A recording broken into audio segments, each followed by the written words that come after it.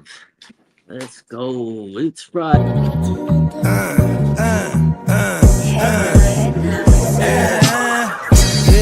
Yeah, with the shit. Finna call a blitz, like you call it quits. I can execute the plan on improv off script. With my brothers from another living color with the skit.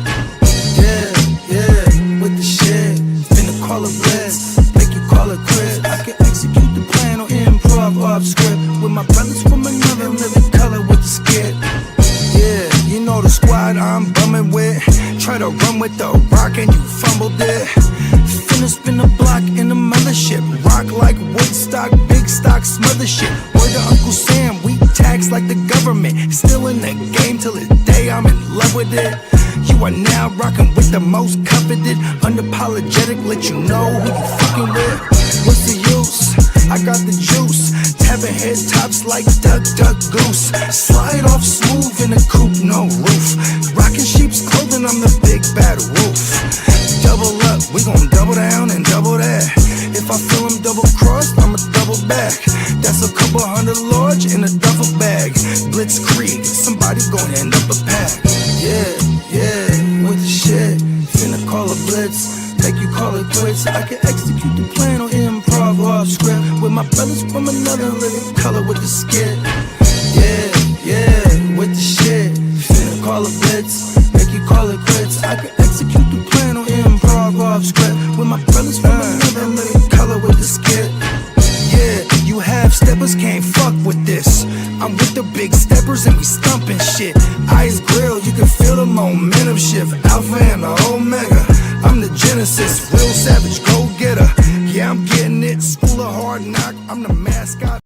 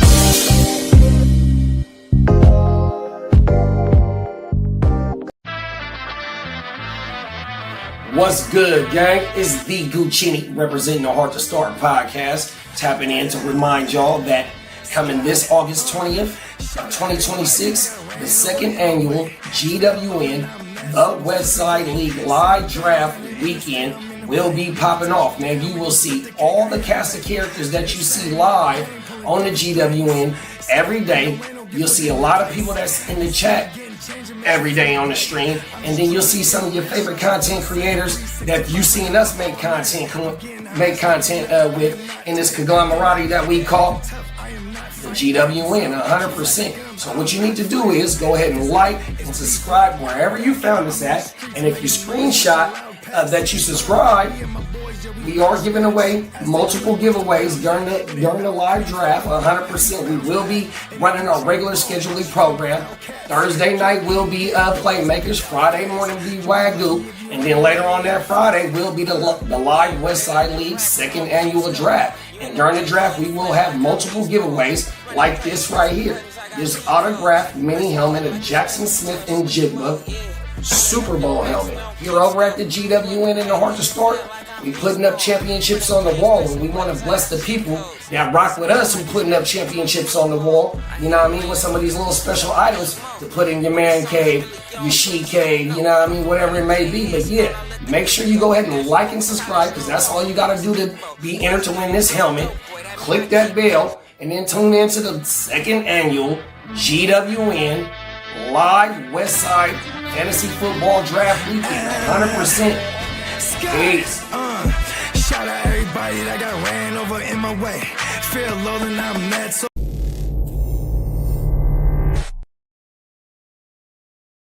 10, 9, 8, 7, 6, 5, 4, 3, 2, 1, 0.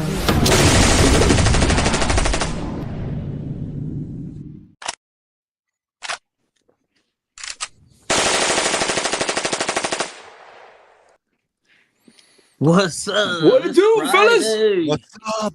I just saw Bogey in the chat said he might be on a little sooner than usual. Let's That's right. go. We got our man Bogey. Shout out to Bogey, man. He'll be here. We'll be holding it down till he gets here. No worries. Shout out to JD, Guchinni, Shout out to Peacock. the champ, the West Side League.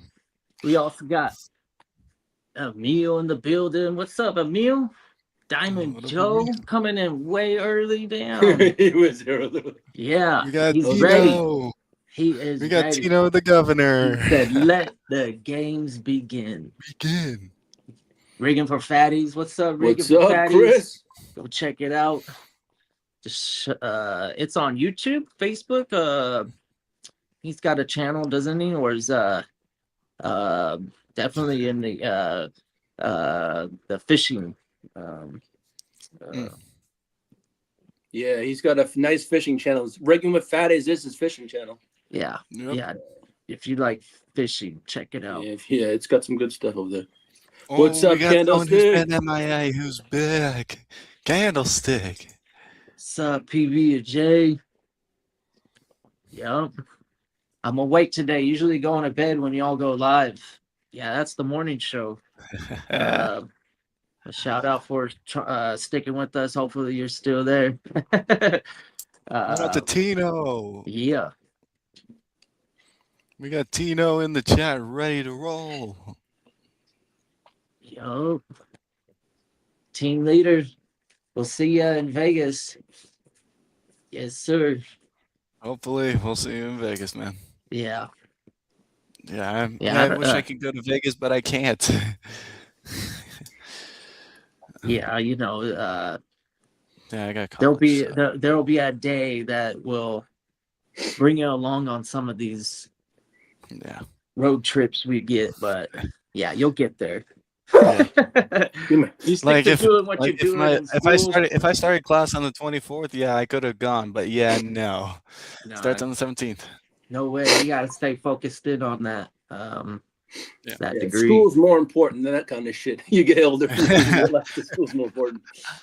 Like Yeah, unless you this don't is want to paid hang out for, with a yes, bunch of then. us right away, anyways. You're just gonna be like, man, you guys are ridiculous. I said, well, yeah, that's what happens when a We have bunch this Smitty in the chat. Trust me, around Yeah. us, as they say, what happens in Vegas stays in Vegas. Stays in Vegas.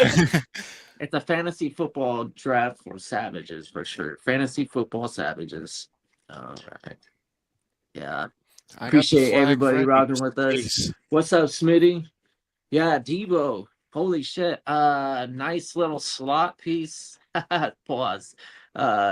But I don't really have too much confidence in Christian Kirk, right? And then on top of it, Jordan James going down. So you got a rookie running back. You got a Christian McCaffrey that wants to, be limited in his, work in general. I would say Debo is a nice addition because he could do a little bit of slot work and maybe even take 5 carries a game away from McCaffrey, which doesn't sound a lot, but 5 times, if all goes perfectly, that's 17 games. That's 85 touches that McCaffrey doesn't have to, there's lots of opportunities in the game where that touch is almost meaningless. You know what I mean? We got someone new in the chat who just entered. Albert. And Marqueen 602. Yeah, what's up, man? Candlesticks in the building.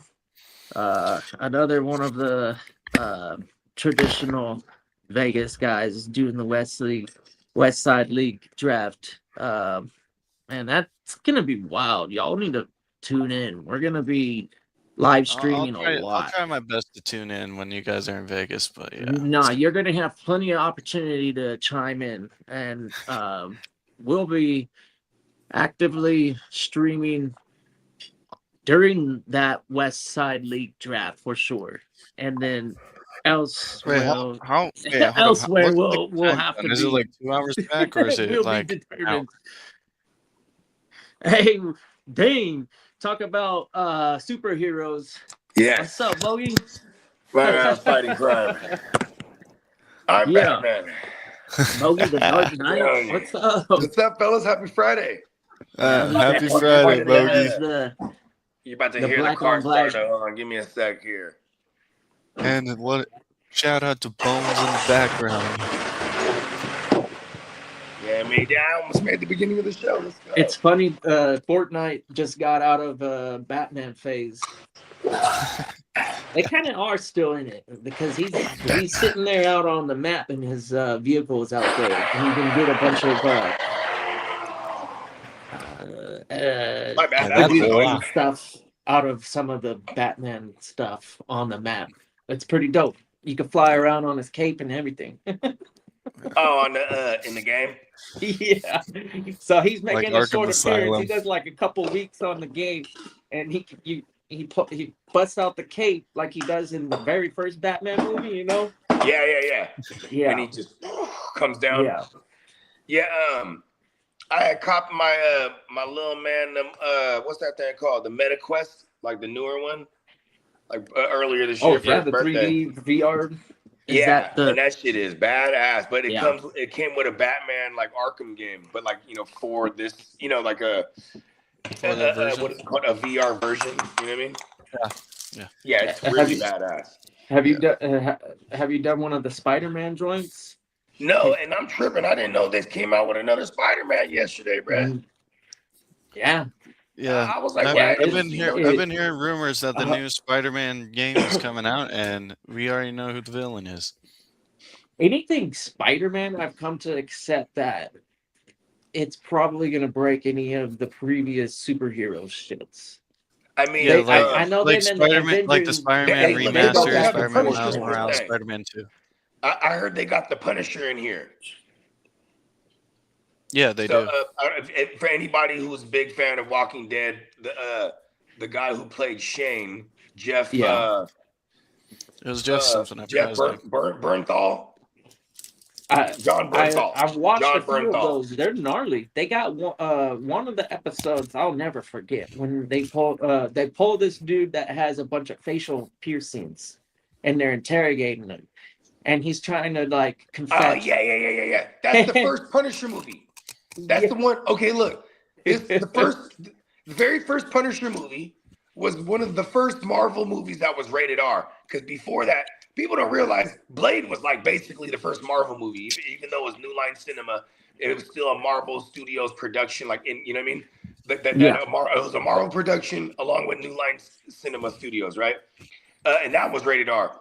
Then you got to flash What forward up, like Albert? 7-8 years later. They come out with maybe I think it was like 2003. They came out with the Punisher, and John Travolta was the mob boss bad guy, and that one was really well done because like you said, he had the neighbor who had all the piercings, and he was hiding Punisher and the bitch, and this motherfucker he kept his mouth shut, bro. They kept pulling off all his piercings and shit. Remember Yeah. that? That They were shit, torturing his ass. And he that kept it shit silent. fucking, that made me like feel sick to the stomach for sure. And remember, I don't. when he came out there, he was all bleeding and shit, and they were long gone. He's like, I guess he doesn't know anything. Remember, he's like, Hey, shout out to the actor because the way he was screaming and going through the punishment, it was pretty realistic. I was like, man, this guy's actually suffering a lot, bro. Hey, remember the Punisher? And the Punisher, he comes out there and he's like, you don't know me.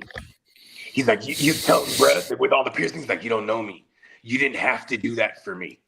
Why did you do that? You know what I mean? And he's like, we're family, bro. Remember that? He was like, because they were like, I got they were trying to family. keep him out there. He was hiding out there, and this was kind of like, for lack of a better term, it's kind of like a band of idiots, kind of losers. Like maybe not the most maybe not the most known people in the world. I don't want to say mean things. That's not hella mean, But like they were like the outcasts, and then like Punisher, even though he's like a super bad fucking, trained government operative, he's an outsider, so he kind of the Punisher was a former Marine. That's why. Yeah. Yeah, he was Yeah, more he than a definitely Marine, man. he definitely played the If role. he was a was Marine like Raider, some kind of that'd be a fucking different black story. ops. He was an assassin for America, for real. Yeah. The Punisher. Oh, yeah. I like the Punisher because he has zero powers. He just has Yeah. a specific set of It was skills. one of the comics that you would probably pick up in the horror section or like the violence Yeah, section. because he's or whatever. murking fools. Yeah. He's not friendly. You know what I mean? Yeah, it's not like He's a more anti-hero Like than anything. Yeah. Like even if you face him with Ghost Rider, the Oh, Ghost Rider, he's not going to die from pen and stare. He's not going to die from pen and stare. I love Ghost Rider. Because if you're talking because about he real doesn't Ghost have Rider he doesn't have a black soul, right? I mean, Yeah. I think even though the Punisher kills, he's killing bad people. So, I mean, that's why I call him more anti-hero than Like he anything, doesn't right? kill for the thrill of it or for regrets. He just says, "I'm just going to kill." Oh, and when he's Because sick, that's the there's right thing. there's no way that you're ever not gonna you're done for. No matter what you are, you could be a god in another galaxy, and he'll fuck you up. Remember when he in that movie we're talking about, he finally gets to Travolta, and Travolta's a big mob boss, big organization. So he started fucking his organization up slowly first, right? So like he finds out his right hand man is actually a gay man on the low, right? So he takes pictures of his right hand man with his gay lover, and then his wife, Travolta's wife, she was a Puerto Rican in that movie, and like I guess she used to be like a working gal, and then until he fell in love with her, but like he frames the right hand man like he's sleeping with Travolta's wife. So he leaves like her earrings in the guy's bed. But someone Travolta else who goes there, joined. and then he's like, then he accuses him. He's sleeping with my wife. He's like, no, What man, up, hell King no. Productions? He's really gay on What's the low. up? Then he stabs his What up, friend King to death. Pro? Look, he shanks him. He shanks him up. And he's like, "Why are you doing this, man? I'm your best friend, man. You know what I mean?" And then, and then he's like all high off the kill, right? And now he picks up his wife, and he's like, "I know what you've been doing." And she's like, "What?" And he's like, "You've been sleeping with my best friend." He's like, "He's gay." And he's like, "You'll say anything for?" You know what I mean? And then when the Punisher finally closes in on him, he's like, "Made you kill your best friend? Made you kill your wife?" You know what I mean? He's getting all the revenge because they killed his whole family, bro. You know what I mean? They killed his son and his wife, and he was having a family reunion. That's how they start the whole movie off, basically. You know what I mean? Yeah. And you know what I mean? And it was the mob boss and the Puerto Rican chick wife. She was like, "Kill the whole family." You know what I mean? So they murked the whole family. He came back with a vengeance. Yeah. It's a recipe of creating a monster. Oh, Derek Lincoln, he said out here, salute Boogie, Lee, Kenneth, and Soundwave. What up, Yeah. Derek? Man, I still can't. I called Derek last night. I had something to ask him. I can't fucking remember it. Like, I was on the phone for like 5 minutes trying to remember, and I was like, all right, never mind. I'll call you. He also salutes the Tito, PB&J, Emily, and Albert. We're missing is JD. Emil, sorry. Yeah, JD's Derek taking also. He's taking a little hiatus from the morning shows. You know what I mean? Just because he's got a lot of other things to handle right now, you know what I'm saying, with his own channel. But yeah, the fella is definitely in full effect, you know what I mean? But, just like Spencer, you know what I'm saying, takes his little hiatuses too. You know what I mean? The GWN, man, we're very grateful for all the brothers we got. What about King D? We hella deep in this motherfucker. Yeah, King D in the building. One of the ones King? that, he seems to find a way into the every show. Boogie. I forgot to mention I'm finally almost done unpacking in my new apartment. Yeah, man, that's what's up, man. Good shit, kid. Hey, I'm actually streaming in my new apartment. I'm excited for you, kid. You got a whole life ahead of you. You know what I mean? Just don't make stupid. Yeah. Don't do anything I wouldn't do. Yeah. Yeah. You know what I mean? As your uncle. You know what I mean? Are you sure? You gotta make I forgot that you're my uncle. You gotta make your old grandpops proud of you, man. You're gonna be like Speaking- thinking about speaking the of that- extremes of the Bogards. Speaking of that, JD sent me something the that says, multiple Bogards. So which one? So- which one am so I this is- thinking of? Bogey, JD shot me a text last night saying, "The real T-Law, your grandpa said send this to you." This is what he sent me. This is from JD. Isn't that special? I'll speak Oh, to JD yeah. on my own. Hey, you know what? That's been a long running thing here in the GW, and we've been saying this forever that he's bald. Yeah. Yeah. Neon, I don't do Florida things. Listen, here's the thing. If T-Law pops out of nowhere and he's like, "Oh, I decided to cut my hair," it's a lie. He's been bald the whole time. He's been bald the whole time. He actually You has the can't helmet fool that has us. the wig attached to it just in case. Hey, we've seen the helmet do some damage to it, and you fix it real quick. You're real slick, okay? Not slick enough. You remember Aziz Al-Shahir? Remember when Aziz came through and clotheslined him? He was trying to reveal to the world that he is a bald man. No. Just Well, in the photo that Google I it. received, he looks like he looks like Walter White. I'm like, bro. Hey, look.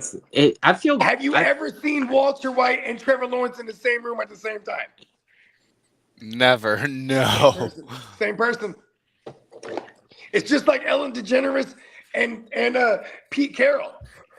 Same person. But here's the difference. Who doesn't have cancer? What? I don't want to joke about that. Well, that's the only thing how to kill the joke. That's all. Oh yeah, okay, I see where you're going there. Well, The you hair know, when clicks you're- into the when helmet. you're a Everyone knows that. kingpin- Shut up. When you're a kingpin, like crystal meth manufacturer, like Walter White's character was in that show, he probably deserved everything that was happening to him. You know, he destroyed a lot of lives. Oh, real. Peacock.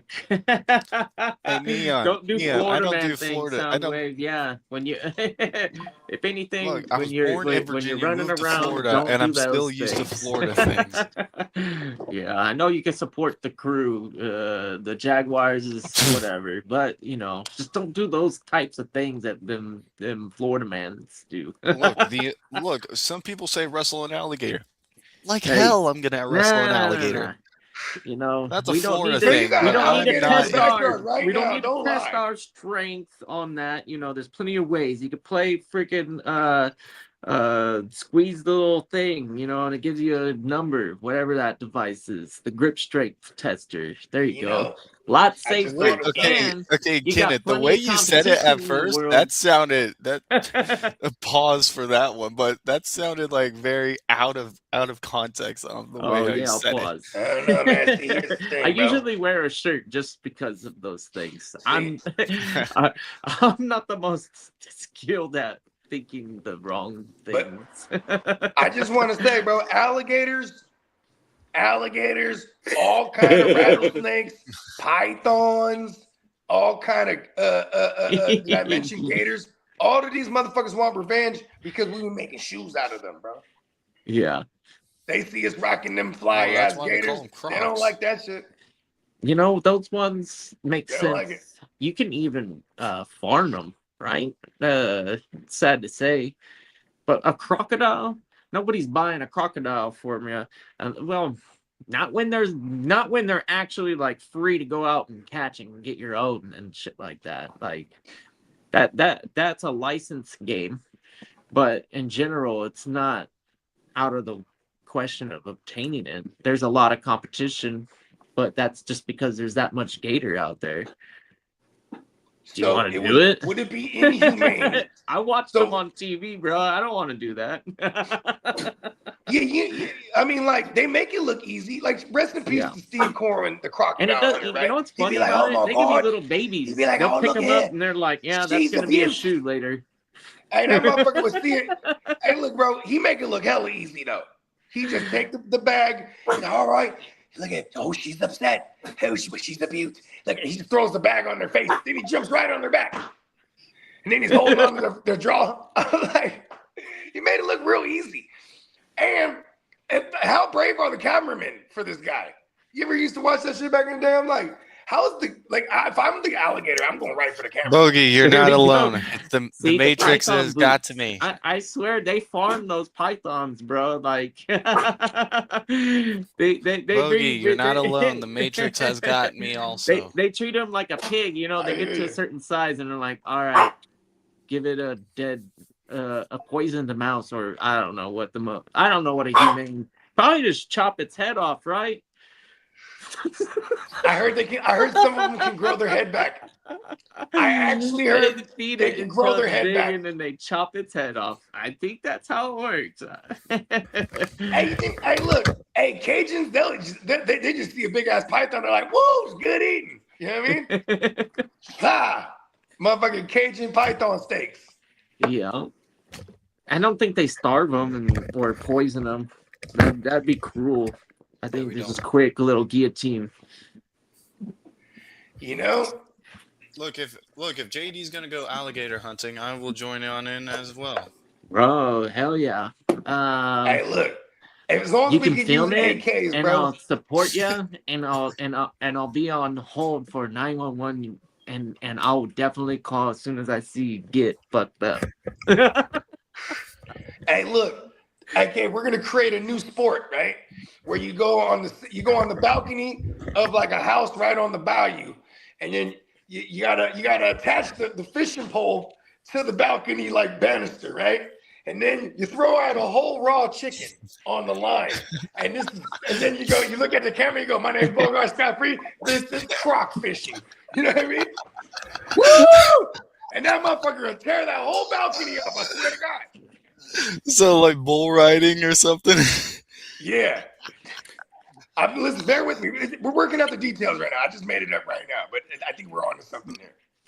No, Bogey, now we know you're a Florida man. See, that sounds like some Florida shit. And this is where you come into play, Soundwave. This is where you enter Soundwave right now. Pause. This is where you come into play right here. Because I need a Florida guy. What up, Dennis? I need you to find me the location. I'll find the chicken. That's easy. Chicken's on your. All right, I'll tell you. In Florida, anything on the East Coast, all the way to the Everglades, that's where you'll find That's where you'll find alligators. Oh yeah. So and crocodiles are like sea, right? They're like sea animal creatures. They're land and sea, but yeah, they congregate in the water, and then they go up and don't they have to bury their eggs? So you know, they'll have nests, but yeah, they're gonna live in that area because of the water, and that's where they. Hey Lee, got a question. Can we go to Middlesex County to get some chickens? There. What? Can we go to Middlesex County to get some chickens from your hometown?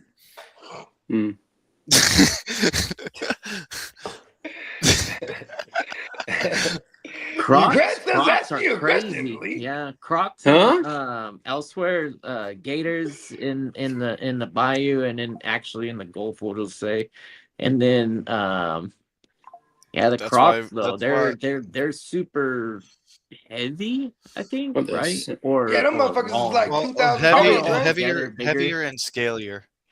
Heavier and scalier. And they use. Are they the ones that use their tail to whip shit? Like everybody? No, they both do that. Yeah. They both do that. Yeah. Okay. Yeah, it's just the way their head is shaped that makes them different, pretty much. Oh yeah, the Crocs are longer. And then the size of the body on the crocodile is bigger. It's heavy. Like if it's big enough to take down anything in Africa. Jesus. Maybe not an elephant. Yeah, because they be in the Nile, huh? They be in that Nile River than the motherfucker. A giraffe, pretty good. No, yeah, the crocodile, it's pretty gnarly, dude. It'll take out not a rhino, not a hippo. There's only a few animals. Okay, money. Okay, you're putting your money down, and you're placing on a your hippo. Bet. You put it on the croc or the lion. I live somewhere on close to. I put my money. Are you putting your money on the croc or the lion? Oh, that usually depends. Croc, okay. But I'm saying croc because croc has. You know, I feel like the lion would have all his lionesses just attack. Like the lion would just be kicking it. It's if the croc attacks and misses, then the lion survives. But the lion ain't fucking killing no croc. No. They don't do that. It's like maybe a little baby, but look at the lion goes after little baby gazelle, little baby zebra, little baby everything. So it just makes sense for them to go for a baby crocodile. Well, and you know the croc is more like just chilling because he knows these motherfuckers gonna drink some water at one point. I'm just gonna kick it in this Nile. Yeah, and you're fucked if it gets. Yeah. Snap on one of these motherfuckers. the attack is one of them youngsters that don't know what's up. They just thirsty. And they're thirsty. The daddy zebra was like, "Don't you go over there, baby zebra." On land, they're fast. Once they're at the top end, they're faster than crocodiles. Like a person. Well, yeah, I think they crocodiles run like 25 miles an hour. They will run, but maybe 20. Hippos are the worst. Hippos will kill more humans than any other mammal, and reptile. Maybe not though. Black mamba is pretty crazy. Well, speaking of these animal fights, why don't we transfer into the free agency stuff of the NFL? Yeah, let's run the.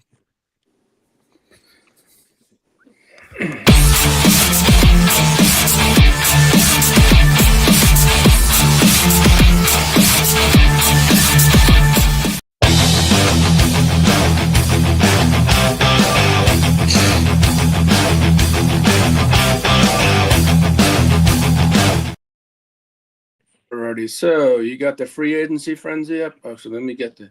Alrighty, so let me go to that part. No, which one did you want? Yeah, it's fine. I got it. I just hit it. Oh, Bogey's gone. No, I got it. Well, it's the Matrix. Okay, so free agency wise, we got Bobby Okeriki's the hottest linebacker out there for IDP, and for teams that are available looking for a linebacker. Bobby Okeriki's out there. Okay, the teams to watch for him are the Ravens, the Commanders, the Ravens. I don't know how they.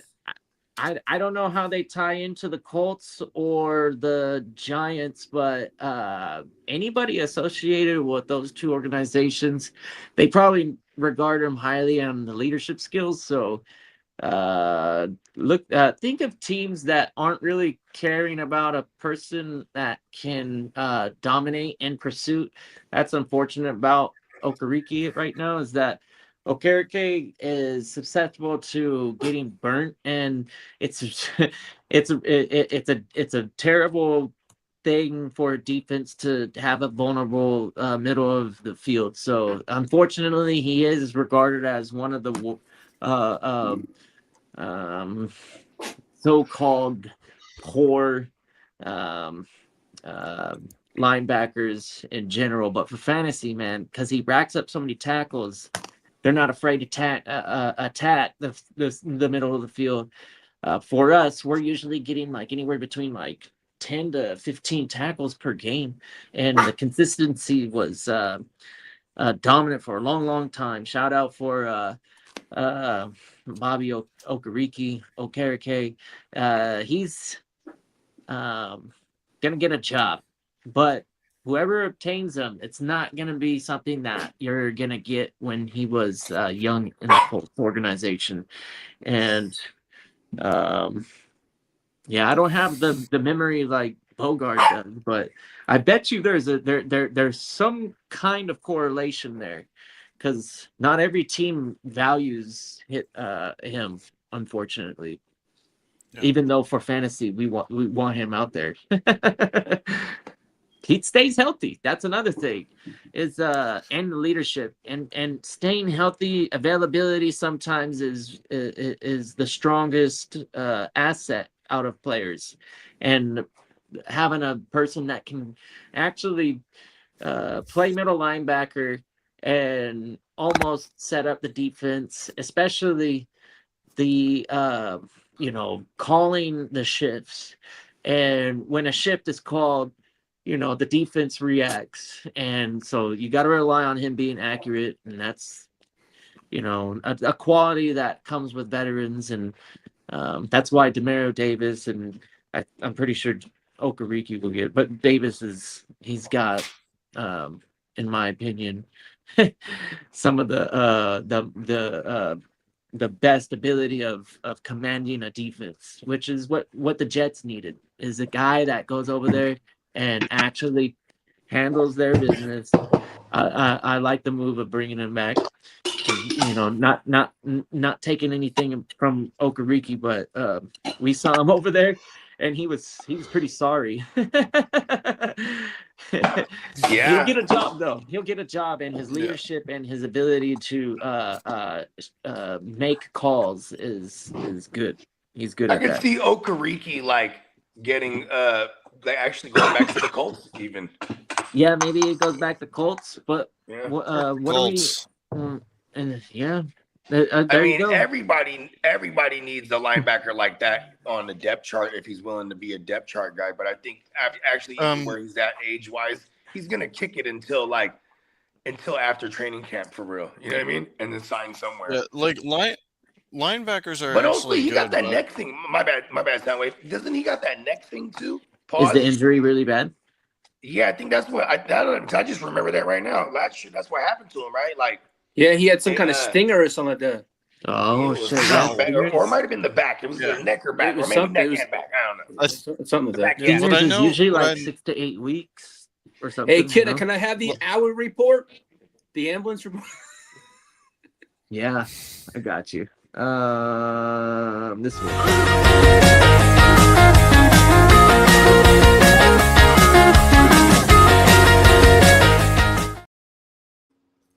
Yeah, Camp is alright. underway. The players that have been cleared is Rashid Rice is cleared. Fried Rice is cleared. Patrick Leggy Mahomes is cleared. He's going to wear a knee brace during training camp. He's Mansour gonna wear a knee Delaney. brace all year. Huh?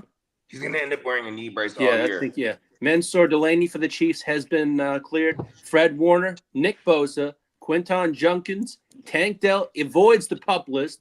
Browns tight end Harold Fenton Jr. See, here's the thing. Hold is on. a full When you say avoids the pup list, he had no injury designation for like weeks now, like 2 Who's weeks. that? You know what I mean? Yeah, and Harold Fenton Jr., he's a go now from his groin injury. He's a full go. And Bucky Irving has no restrictions with his shoulders. Let's go. But now, as for current injuries, Jalen Ramsey has a knee, and he's going to be Dang out it. several weeks. Oh wait, no, Jalen Ramsey has something else. Ramsey is going to You be love out. Jalen. You're just gonna love him forever since he was a Jag, huh? Yeah, he'll be out. No, because I thought of something else. Sorry, Ramsey. Jalen We still have Ramsey. Ramsey. I You mean, know, in some circles, Jag means just a guy. Oh, Is that supposed to be Tino, a I'm joke? getting to that. Jack? I'm getting to that stuff. I can give you some injury As reports Tino on says, Jags. Debo Samuel, he signed a 1-year, $7 million deal with the San Francisco 49ers because we got an issue. Let's see. The reason you why got is Pearsall and Jordan Ricky James. Pearsall That's is the going big to be issue. probably looking like sitting out the whole year. What is his injury? It's his PCL swelled up, but there's scar tissue in it. Yeah, because that's what he had injured. That was his injury last year, bro. Yeah, and Yeah. they say he may need season-ending surgery. Yeah, That's good. So Get the surgery, Zit- kid. Stribling will be able to actually showcase his talent, and I want to There's say only a Stribling's Christian talent Kirk in his way, and that's ceiling not is much. better than And he's Pearsall hurt from himself. the get-go. Yeah, I think this is a blessing Yeah, in them disguise for the drafting, team in general. to say. Them drafting But Stribling was giving already bad news Stribling, for Pearsall. Yeah, Stribling getting the snaps out of the gate and then having only Debo come in and fill in some gadget role is awesome for Stribling. Stribling's gonna see a lot of snaps in his rookie year Yeah. on a potent He might fucking Niner have offense. like a low key Ayuk rookie type year because This is gonna be even Ayuk this had is like gonna a be bow this is wow gonna or be a 900 or nice. something. This is gonna be nice for Stribling. I think he's going in the first round of a lot of these This is, dynasty you know what's startups nice? and, It's nice to know first- my I mean, Niners are rookie picking up drafts, right not where they left startups. off. um, We're just yeah. picking it right where we left off. Just off the ground, hurt. I think the opportunity strikes him well because Evans is there and he's a solid veteran And Kittle's Debo's there, who's a on solid his veteran. way to being ready week 1 possibly. And you got McCaffrey and then Kittle. Debo. Oh, you just said I Kittle. mean, there's a lot of wealth to be distributed. Football but gods, if you And hear the me, 49ers you help gotta us. keep up in signed that wide division. receiver That's Trenton the cool thing Irwin. about that for fantasy is we got the Trenton who? high-powered Rams, we got the Seahawks scoring touchdowns, we got the lowly Cardinals that are easy to score on. I mean, like that's a nice division to be dabbing your fantasy picks into. Pause, I guess. I don't know, Yeah, maybe. so I can. No, you You can want me stay to, there. Kenneth, you want me to give you injury reports of what I saw yesterday, or no? Go ahead, go ahead. Let the I kid can have give a. at it. Yeah, Go ahead, yeah. That Soundwave. I Uh, actually, what I told him, anytime you really want to just go ahead and talk about it, you feel like it's a good time. It's probably appropriate. I'm You just only use your asking best because you're This the is judgment. probably the host. time to talk We about the Jags. Go ahead. we'll go Tell us how ahead. injured the Jags are. This is All right, this is what he said. so Let's go. so we have a offensive lineman out. He's on PUP. What's his name? Cole Van Lannen, and on a knee injury from the last game when we faced Tennessee. So he's not active yet, but he's going to be able to soon. And good news is we have Hunter back also, but he's mainly focusing on defense and then offense. And Jacoby Myers, same thing, still going well. And we have who was the run? No, who was the DB? Hey, shout out Caleb to Bradshaw. Dalton Smith, man. What's up? Caleb Bradshaw with a foot Top of the injury. morning, man. Happy He's Friday. coming. All right, let me Caleb ask you a question. Hold Bradshaw on, let me coming ask you a back. question, Soundwave. Who was the fucking running back, bro? Who was the running back in that backfield, right? It's Basil, right? Yeah, Basil Toon. Yeah. Look, even though ETN's with the Saints, I believe ETN might put up a good play with the Saints. But if we We're have talking Basil, about your backfield. I know. What are you talking about ETN for? I want to Well, know okay, what the let me youngster talk with all the first, speeds okay? got. What? Come on, Because prospect. hey, this the noise out of college was this guy was nasty, and I'm kind of curious. I don't got much, but maybe it's time to maybe buy in on some of this. If you give me insider information, so be accurate and be thorough, please. You took Who do we got? Who do we want in They- that backfield? What we Soundwave? got on Tootin? Stop hiding the information. Just spit it out. fine. You want info? I'll give you info. Yes. Okay, so Basil Toon, we're able to use him as RB and sometimes a receiver if we are pushing the ball forward, pushing the ball up the field, which is good. But also on other reports, Jack Kaiser from Notre Dame, he's putting a lot Linebacker? more defensive work. Yeah, he's Yeah, putting up a let's lot go. more I defense got some work. Jack Kaisers tucked away in Dynasty. And then Nate Boykacher and who was the Emmanuel from Oregon. They are doing well on the offense and defense. But if we put They're playing both Boykacher sides of the ball, those guys? Boykacher's Jack- tight end. The Jags be having too many dual what is it called? Both sides of the field players. Travis brother. Hunters? No, that's just Yeah. Travis Hunter. They got Travis too just many say that Travis those Hunters, two brother. players Travis play Hunter. tight end. Travis Hunter admitted to us in Jacksonville he will mostly play defense unless a receiver's injury. He'll play offense. Damn He'll it, mostly that play sucks for me defense who with drafts Josh him in fucking rookie drafts. Y'all need Because- cornerback. because And dynasties probably startups. Well, Jeez. we got a safety who's ready to go. Raylan Lane III and Josh Hines Allen. Raylan Lane III was a Naval Academy Josh cadet. Allen, he's the outside linebacker. He's more like your edge, really. Oh yeah, I love Josh Hines Allen. That's my yeah. guy. Hines Allen is really good. Yeah, and Yeah. Nate Boykacher as a tight end, he can put up a lot if he's able to push the defense back on Lawrence. What's the other one? And Jalen Husky, we need him to do some work. All right, I'm done talking Jags now.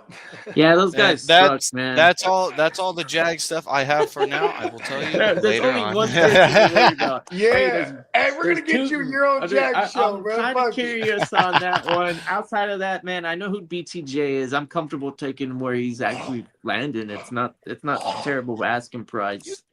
And then BTJ, come on.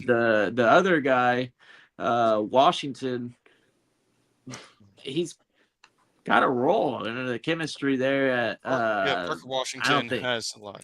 yeah, I don't think I I don't think he's going to see less than 125 targets. I think he's pretty much safe right there. It's going to be it's going to be You're active forgetting for one him. more person. You're forgetting one more person. The Brennan Strange. See, that's your forgetting the him. strange goat. You're talking We about can't some other stop tight talking end, about the not strange goat now. I don't know if they're really gonna give the rookie tight end any fucking work when you got Strange there that's been there for 3 years. They just paid the man. I know, man. Like, there's no they way did. this new tight just end extended, guy so that you're being like, hey, watch Look, out for if you this put guy. Boy Like, hey, Couture man, with- now if you you're get really Boy Couture reaching work on this with one. Strange, that is I a wouldn't good. be. Those are two I good wouldn't tight be ends. touching that man with the Those are fucking two good tight ends. from When here you're to strange. Jacksonville. Yeah, Britton Strange outside of an injury is going to be the guy out there, and then the running game is going to dominate. I think the running back duo is solid. It's going to be similar to what you had last season. I ain't expecting too Last much season, more. no, it's better. Yeah, I agree. Tootin is a upgrade, especially Tune in booty. especially if Tune in that speed booty. is real. And you're accurate with him getting on the outside and going up against a big old fucking defensive back that's gonna get like backpedaling like crazy, dude. Oh man, yeah, that's be interesting. Look, all we got is fast feet and But- accuracy. That's all we need. You know what? What you guys need, and we're gonna leave it up on this note, because enough of the Jag talk. But Yeah, I'm already Trevor done with Lawrence- it. if Trevor Lawrence just chucks the fake locks, he'll be so liberated. He might have an MVP out. I'm just telling you, man. He needs to just reveal it to the world. So you think because he's bald now, it's gonna change the whole dynamic? Diamond He's- Joseph. It's He'll like be the coming real out of him. the He's closet. faking it right now. We're seeing Never Lawrence. It's like coming out of the closet. All right, it was a wig the whole time, bro. I'm sorry. Okay, guys, I'm really bald. You know what I mean? Alrighty then. Micah Parsons is unlikely for week 1, but Micah Parsons has week 6 set on his calendar. It's the Dallas Cowboys, and that's when he wants to return, week 6. And then he knows they got one of the better offensive lines, bro. Mm-hmm. You know what I mean? Yeah. And as for Christian Kirk, he's out with a calf injury. Yeah. As for Nick Debo Emamori, Damn, activated. it's all scribbling. As Yeah, for Nick Debo's gonna Emamori, go in he's there in the questionable slot. for week 1. He I wants to think he play, would've- but they do not want to risk him for a week 1. What do you think, Bogard? Are you taking Debo over Christian Kirk when they're healthy? Yep. Yeah, me too, all day. It's easy. Okay, let me tell you something about Debo. Before the games, during the warm-ups, before everyone, goes into the fucking locker room to come back out, right? It's always Shanahan and Debo, and they just standing next to each other with their arms crossed, just chopping it up about what to expect for the game. Like, they're tight. Debo never moved out of San Jose, too, because that's where his house, he actually lives in the east side. And he has a fat crib, too. He never moved from there, so I always kept saying he's going to idle by and then just sign with the Niners, right? But then the Ricky thing happens. They immediately signed Debo. And what Debo brings to the table, I think it was as a far as, like, combination of how he Jordan sees the James game, timing. too. Everything all happening at the same time was probably the recipe for Debo getting signed. Is Jordan James, because now you got that rookie black pause. Super Kalen interesting, Black even is gonna. more. He's a 3rd round rookie who's gonna have to learn the game, and outside of Christian McCaffrey, he's gonna get minimal work. But Debo's cool Wow, because Debo might be a running back for us. You ain't 5 lying. carries is what I'm expecting on average. It's going to be a little bit less than his career average with them, which was 'cause like think about 6.5. But it'll Look at be the- like 4 to 5. So Look like at the fun 4.5 stuff that Shanahan can do. He could with the he 17 could have games. CMC in the slot and put Debo in motion and then get to the backfield. And The take a shot. passing You know what I for mean? Like, Brock. Yeah, he could do all the kind of more shit. and with more as a fantasy owner of Brock, I'm getting excited again with him Right. being healthy and that offense firing at all cylinders. this. And Oh, man. hopefully for Ricky's sake, it isn't as serious because Imagine if Ricky comes back this year and he's just in a rotation. That's just another weapon for the Brock. Is what my point is. Like, because at this point, I'd rather just have the Brock or CMC. Because we actually have a ton of weapons on paper. I mean, they're all dying. Right. Even look, Christian Kirk, he's already hurt. You know what I mean, Ricky, he's down for the count again. You know what I mean? Yeah. Brandon Ayuk, he's out of here. You know what I mean? Like, this is it's all happening again. Let's go. All right. Well, we know about Nick Scorton. They lost him to a torn ACL. Michael Penix Jr., his knee is approximately 4 more weeks away from even thinking about doing kind of drills. So they said he had a little step back, so he's 4 more weeks away on that. Tua's gonna have that job, bro. Now, as for Chris Brazzell, he has a moderate LCL tear, and he's expected to miss the entire season. Yep. As for Brian Brees, tore his ace. They feared he tore his ACL. He plays for the New Orleans Saints. And as for Jordan James, he has a rib fracture and is expected to miss a significant amount of time. And as for Zach Charbonnet, they say he's a close call for week 1, but they're not going to say yes or no. They're just going to keep saying that. Yeah. You just got to watch him in actual training camp and read if he's doing anything at all. Yeah. Like, the fact that he's not on the PUP right now is kind of crazy, though. Is he on the PUP? He is on the PUP. Yeah, and as for PJ Locke, he has a hyperextended knee. So, shout out to Kyle Shanahan after his little accident. He's doing better, I guess. He's back at they say he'll be back next week. They don't make him like these. Yo, man, hey, he took accountability. That was I have a lot of respect for that. What up, Bakes? What up, Bakes? As for the PUP list, they put George Kittle on there, Kyler Gordon, Brian Branch, Kirby Joseph, Nick Gargulu, Gabe Jacobs, Alex Pierce, and CJ Allen. Now the NFI list is Isaiah World, TJ Edwards, and Jordan Turner. Now, Kitteh, would you mind hitting the contract extension drop, please? Pause. Yeah. All right.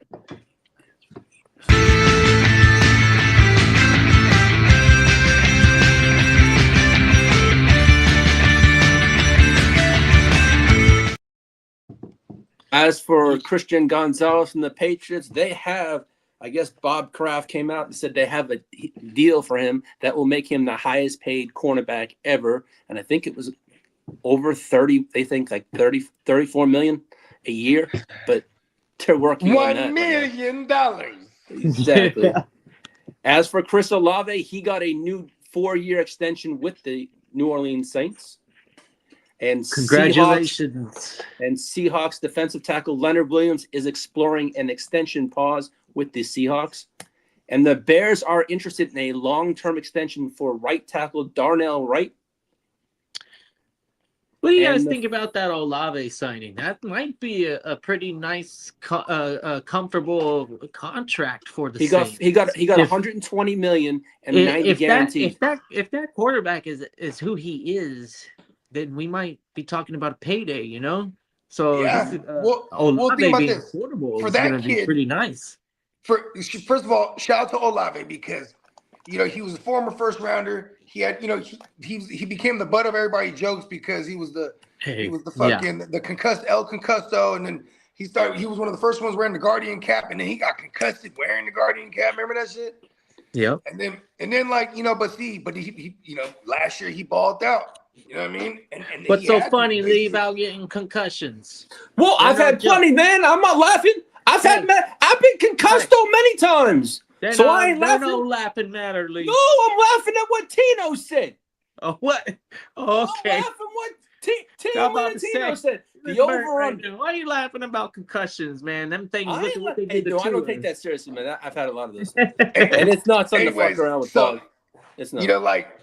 And it's not going to take much for this kid, Shook. You know what I'm saying? All he has to do is win that division.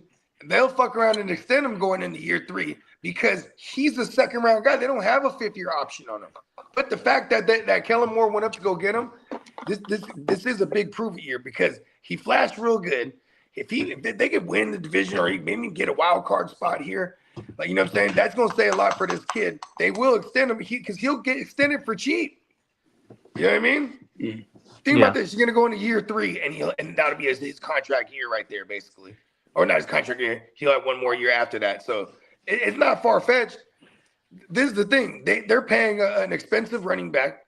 You know what I mean? With ETN, and they're not really paying anybody else. So they could actually how about this? They probably won't even pay him until going into year 4. They're gonna make him earn it these 2 years, because then they'll be able to get him hella weapons. Like, you know, that's probably a team that'll trade for CD next year. You know what I mean? And just go all out crazy. You know what I'm saying? You know what I mean? Because who played with CD before? Who was there? It was Kellen Moore. You know what I mean? He played under Kellen Moore. You know what I mean? Like, I could just, and you could do stuff like that without paying a motherfucker a QB. So Shook's really interesting. But on the flip side of that, he's the shitty this year. They could easily be in the market next year. Would you be surprised? Like, if they absolutely are shit this year, they're gonna draft somebody, man. You know what I mean? Yeah, I mean, if the reputation holds up and all these names that are highly touted end up being who they are and who we think they are, this is gonna be a nasty 27 class for anybody in that quarterback class. If you're eligible and you're looking for your new quarterback of the future, this is a nice opportunity. If you're going about the young way, if you're a team that's fortunate enough to be like the Rams or whatever, that they're gonna always be seeking guys like Dak and whoever else is coming up, and then still have a Ty Simpson in the back pocket. Yeah, Ty Simpson could be afforded a loss. You know, no risk, no reason to risk it. You know, because you're in position to win. You got 5 Super years Bowls. out of the kid. You got to fight. You know, it's like another Jordan Love situation, so to speak. Yeah, man, could you You know what I imagine like some of the eligible free agents coming up and some of the landing spots that we're gonna hear? This is gonna be interesting. I'm not really looking at the class of 27, any of those quarterbacks making a difference in fantasy right away. But some of these free agent quarterbacks, holy shit, man, we're talking about some like actual money here. Gonna be fun. I mean, shit, bro. Like, it is gonna be quite the carousel these next 2 years because of the veterans that are gonna lose the stranglehold on their jobs. You know what I mean? Like, I mean, and then there's Stafford. Like, how long until Stafford retires, right? You know, like what we were talking about with McVay, because that's gonna be a desirable spot for any of these veterans. I think that's coming up pretty soon. Mode. I think he's got 2 years in him. I think. You think he's gonna do This year, more? next year? I think he's got that's his next year. contract, I got this year and next, and then I think that's it. I think his contract is until 28. So, I mean, maybe at minimum he had this year, next year. You know what I mean? Because I mean, shit. When he's in the top 3 of Man, all he might time. fuck around. If they win the Super Bowl, he'll fuck around and retire. I swear to God. Well, what is he, top 3 of all time money right now? Stafford, yeah. Yep. He's it's fine. like it's like Cousins, Brady, and Stafford. He's signed a lot of contracts. Stafford. Yeah, Stafford signed a lot of contracts. Like I think he's already had. It keeps you away from that. What do we hate for? Like a quarterback, they don't want to play under the tag ever. That's that's unless not you're Kirk Cousins.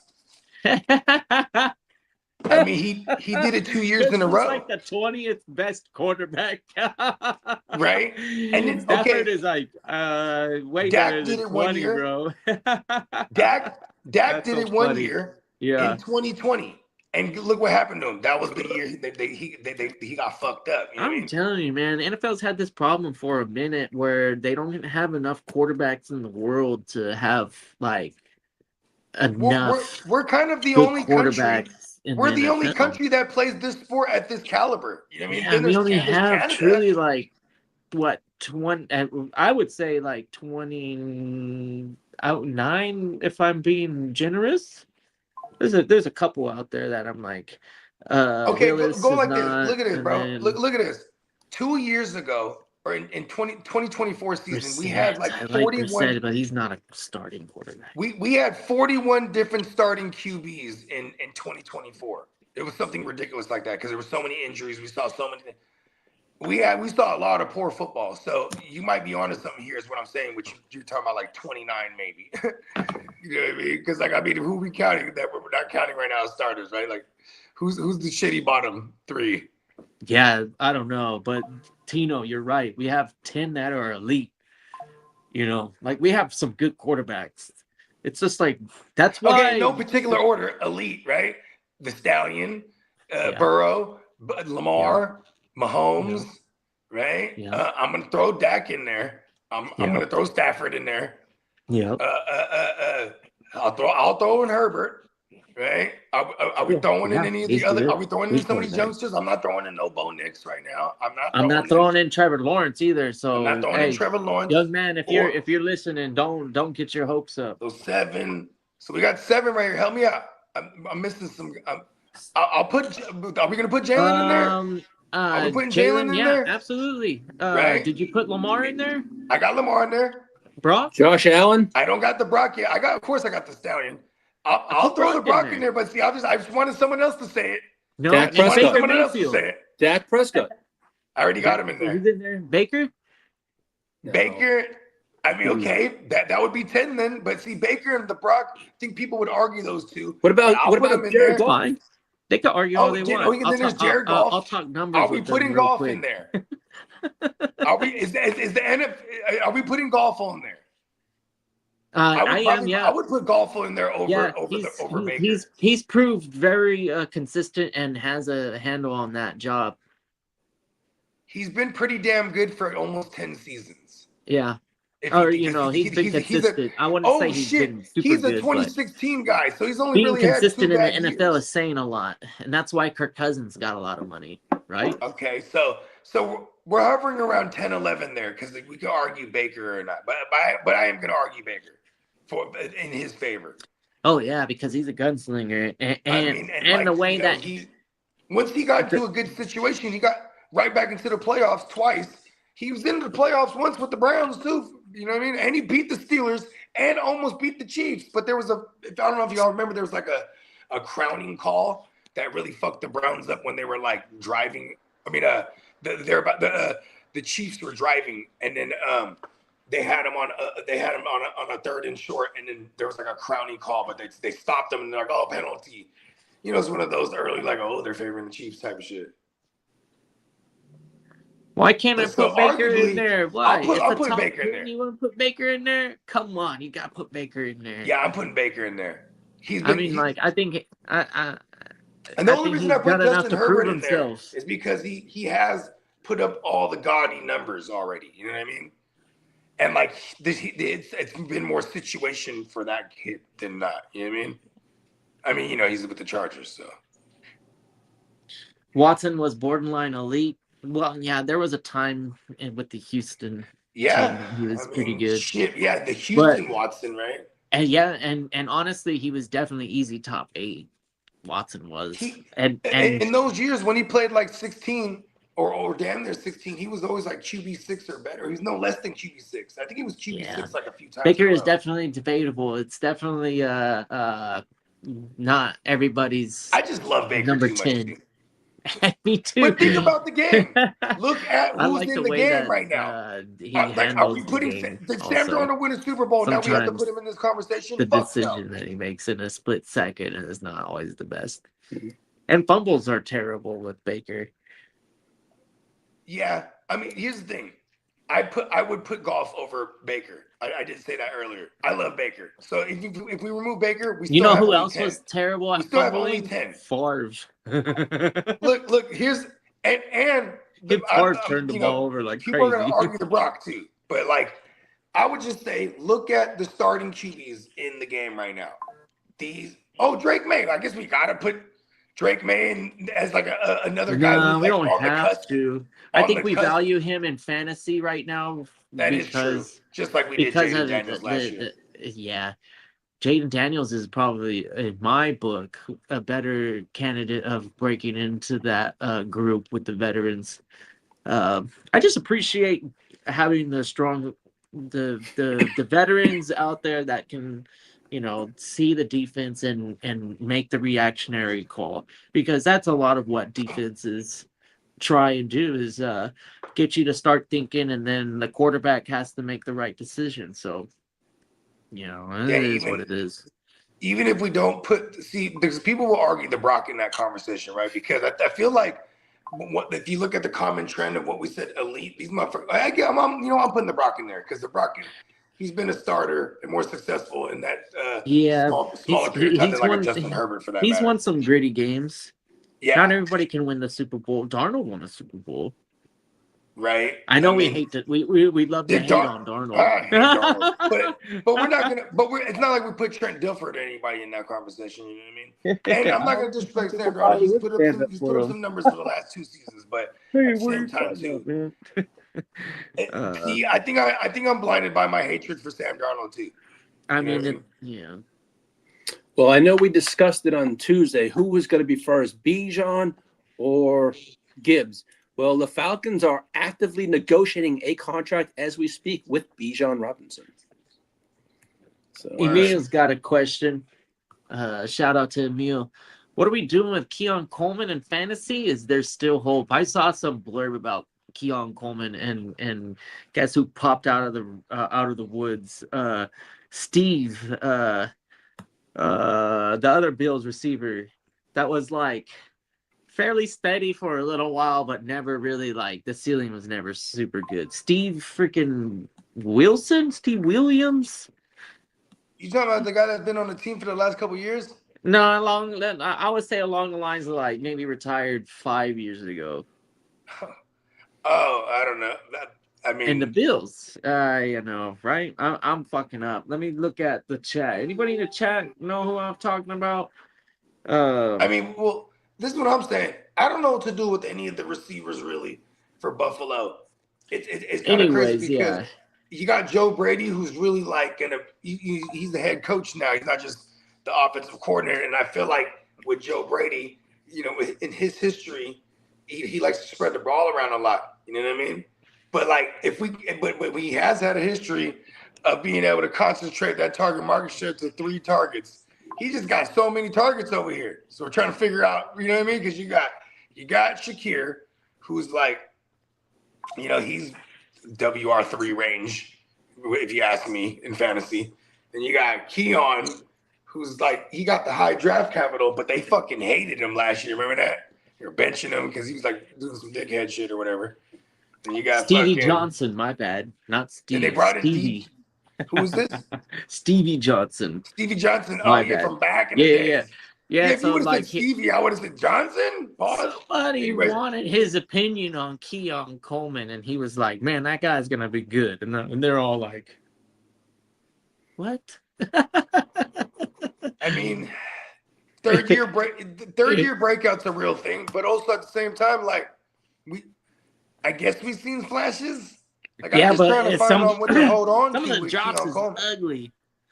A lot of the drops is what irks me. Yeah.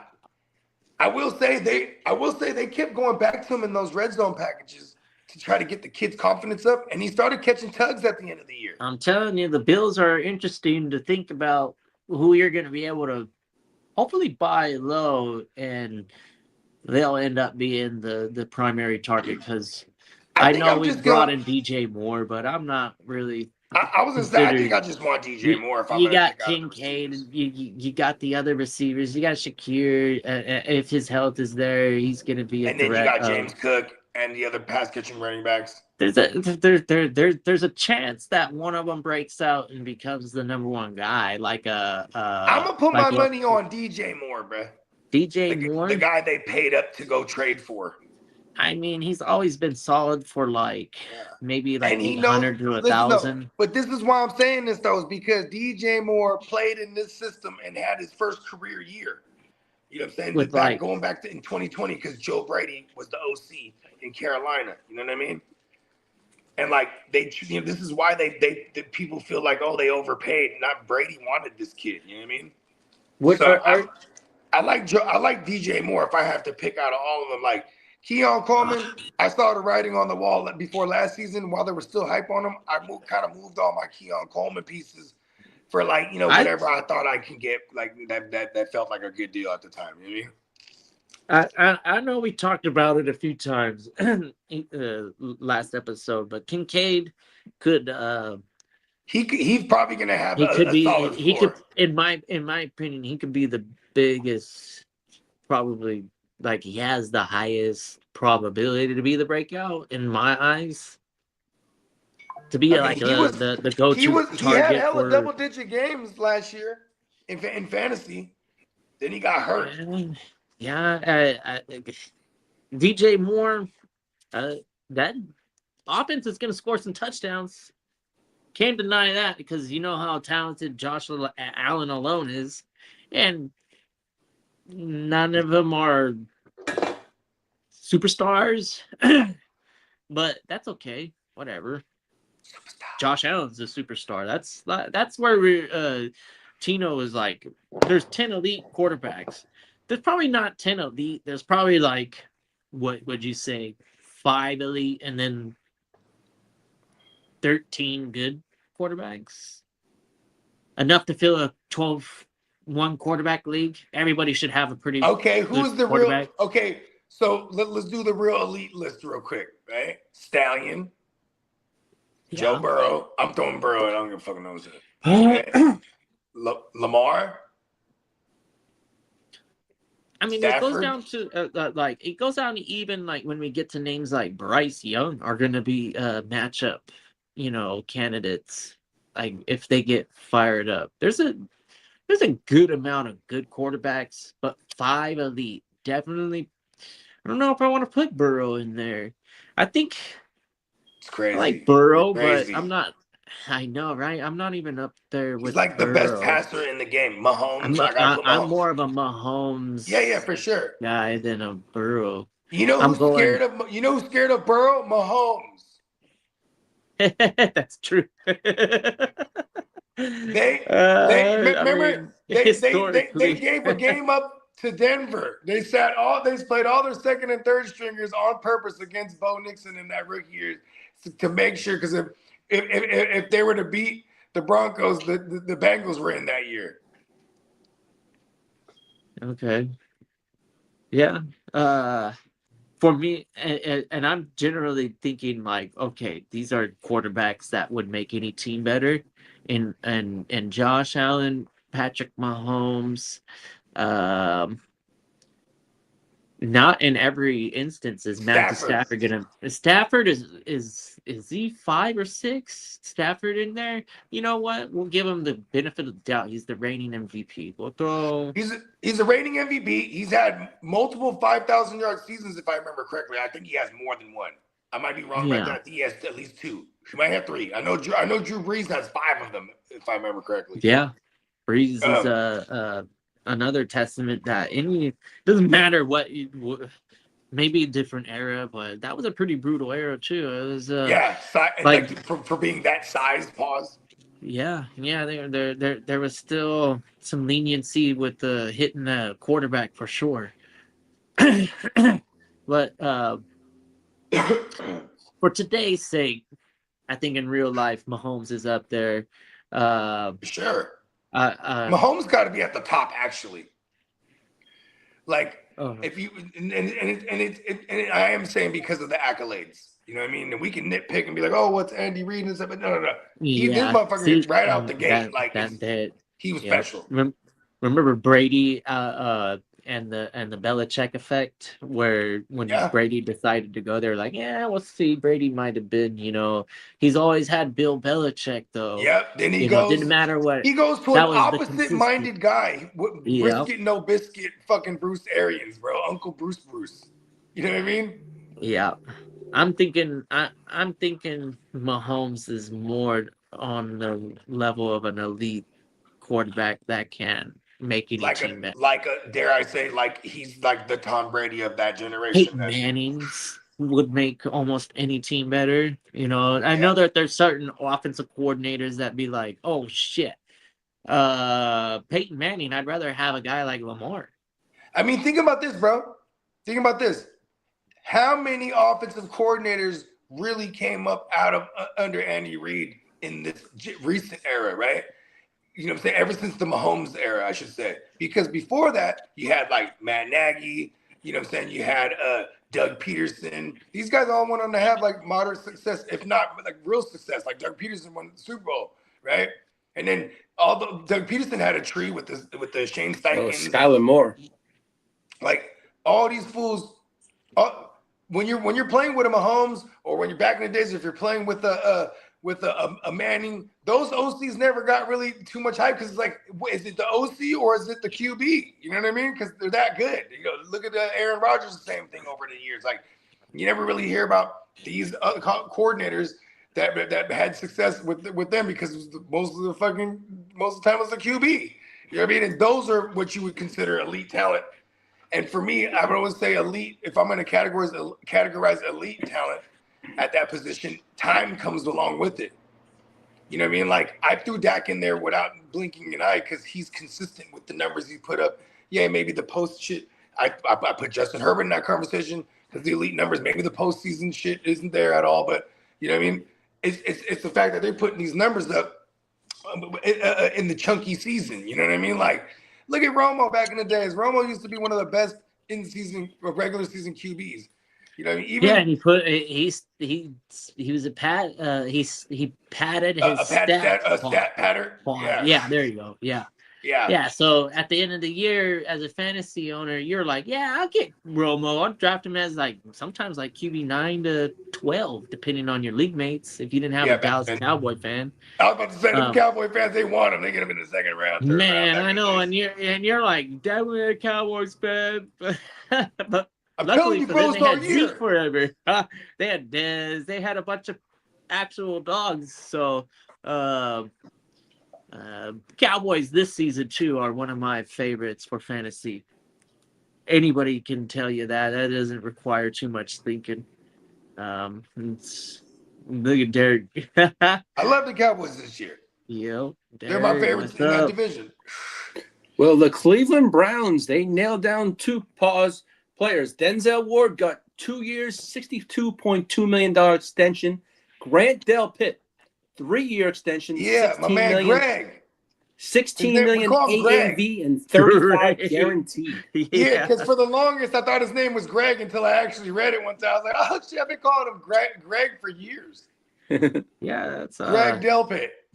You know that what do they call that? 2 last names instead of 2 first names. He's got 2 last names. Right, Grant Delpit. I mean, Grant, I guess is more. I don't know. Is it more common? I knew a guy named Grant. Last name, right? But I did too. Still, I thought about that for a second. It took me a minute to really think hard, and I was like, pause, and I'm like, oh shit, yeah, there are some guys that are Grant. It's like James Bond. You got to say it with the last name Bond. James Bond, right? Like that's how Delpit, Grant Delpit. Yeah, like you got to say it like James Bond. See. Exactly. 2 last names. You know, Grant is on the 50s. Yep, Ulysses. Now the numbers on Chris Olave's contract. Hey, they don't make names like that no more, huh? Ulysses, get over here, Ulysses. Yuli, yeah, actually. Yuli, they call him Yuli for short. Yeah. Now the numbers on Olave's contract was a 4-year extension. Up to $132 million, including 90 guaranteed. Good shit, kid. That's How much? awesome. 4 years? So 4. So there's basically 4 divided by 92. So there's all minus all that other shit's all incentives, I'm sure. And and games played, shit like that. Like, you know what I mean? Because he has that injury history so I'm pretty sure there's all kind of shit worked in there that like if he plays X amount of games, he gets this incentive. You know what I mean? But outside of that, so 4 into 90. So we're talking about he's getting about 22 a year guaranteed. Now, as for Puka Nacua, 22.5 a year. As for Puka, he's not expected to receive an extension at all this offseason. It's going to be next. Well, they're a good organization. That's what you do. You tell these Now, motherfuckers. All right, Lee, man, don't make me bust them out. Okay, I almost did. Hold on, Lee. All right, I ain't on my game like the normal guys, but don't make me don't make me pay attention harder and be like, hey, you know what? I gotta end up babysitting this guy. Now I know why. No, I'm just kidding. no, good. Now I know. Now Baker Mayfield, as for the Bucks, only offered Baker Mayfield a 2-year deal, and we're pretty far from the $50 million range for Baker. And Baker's very insulted by the offer that he got. That's what he said. I love this. I Because love the Bucks he's came out PO'd this right morning now. and said Hey, Baker PO'd is the best Baker. they said the Bucks came out this morning. Watch this. The Bucks came out this morning and said they were disgusted with how Baker handled this by going to the press about how much money they offered, and they weren't happy with that. But you know what though? I bet you he got that locker room. Yeah, for sure. What? I bet you he got that locker room with him. Now, as for Eagles defensive tackle Jalen Carter's new contract includes a $250,000 annual weight bonus. Oh, he be gaining too much weight. Yeah. So I heard he be battling with, like, you know what I mean, some mental health issues. And I feel like it has a lot to do with the guilt. He's guilt ridden because, you know what I mean? He unfortunately unalived somebody. Oh, yeah. Oh, that accident he had. Accident, you know what I mean? Like, you know what I mean? That's some heavy shit to live with, you know what I mean? It was an accident. Nonetheless, you know what I mean? And obviously they knocked him because he fled the scene, but then he eventually turned himself in. Yeah, it's a scene regardless. I know it's the wrong thing to do to flee the scene, but that doesn't mean that he's not undergoing some sort of like PTSD, we'll call it. The fact. And like the reason I thought of this is because, like, you know what I mean? Like they said his weight gain was an issue. He might be dealing with it by just like rubbing and shit, you know what I mean? Or like keeping the same amount of regimen that you would eat as a fucking DT. A professional athlete in football, but then not working out as much. Remember, he started getting all beat up last year. Then he fractured like his shoulder bone or something like that, shoulder blade. Then he had to get surgeries and a lot of that compounding on your mental state, man. I hope he's okay. I know it's life is rough, man. I mean, think about this. I can't remember what podcast I was watching, but they were saying like, you know, whenever he get on the field, motherfuckers say a murderer, and you know what I mean? Like, remember he's spitting with Dak's face or something like that last year. I mean, who knows what he could have said to him? Like, you know what I mean? He's probably easily triggered because of the shit that, you know what I mean, the ordeal that he had put this other family through. You know what I mean? Yeah. Now, as for the Via Vea sweepstakes, the Raiders have submitted a trade offer. He wants to trade out of Tampa, but Todd Bowles said this morning. Via Vea tweaked his back, and there is no trade discussions, but some have taken place. But a little like 10 minutes ago, the Buccaneers plan on retaining Via Vea for at least one more season, but trade interest has emerged around the league, so they want to keep him for one more year. If the price is right. If they're going in the wrong direction before trade deadline, he's out of there. Yeah. You know what I mean? Like, he don't want to be there. Look, even right now, the back tweak. I don't believe that shit. Like, I tweak my back. I ain't practicing. Mm-hmm. Shit. You know what I mean? He's a veteran. I think this is going to be like his third contract, fourth. This is going to be his fourth contract. He got his rookie deal. He got extended early. Then I think they extended him again. So yeah, they did. It might be his fourth contract that he's seeking because he's a wily vet at this point. Now, the teams that are interested in Stephon Diggs are the Ravens and the Commanders. What? Only two teams connected. Now, but here's the thing, though, too. Stephon Diggs has been very vocal. He wants to play in the DMV. That's where he's from. You know what I mean? And they're all saying if he does sign a deal, it's $1 year, $10 million, what they're saying. It's probably going to be at. Yeah, and to be fully. Yeah. Now, shout out to Derek. Jerry Jones said this. He's willing to trade a premium draft pick for a defensive playmaker. And he also said this. He believes George Pickens could be a Cowboy for the rest of his career. Yeah. Like it. And then as for Quentin Williams, wants to remain in Dallas for the long haul. So, yeah. for sure. Now, as for no taxes and all the benefits of and they earning didn't they income didn't in trade it for Texas. they traded up some high capital to get him. Like, I don't understand. Like, I mean, see, that's now they're trying to do the balancing act of like making George Pickens like the highest paid at one point, because that's what he's going to earn if he follows up this year like he did last year, especially with CD, if CD's healthy all year. You know what I mean? Yeah, like because if George Pickens ends up being like the leading producer out of the two, and they're both healthy all year, bro, they're going to have to reset the market with him. So that might, and then, if Quentin Williams has a breakout, not a breakout year, but like a big year for DT purposes, is he going to demand to reset the market? Because I think Derek is right. They need to replace the threat Parsons always possessed with Crosby or somebody at an elite level. And I don't know. They've been pretty unsuccessful drafting these guys. They've just been Don't read Derek's comments. We want Crosby. The 49ers want him. Whatever. We'll see. Breaking news: 49ers want Crosby. Hey, Kitteh, could I please have the league business drop, please? The business, all right. Let's get it.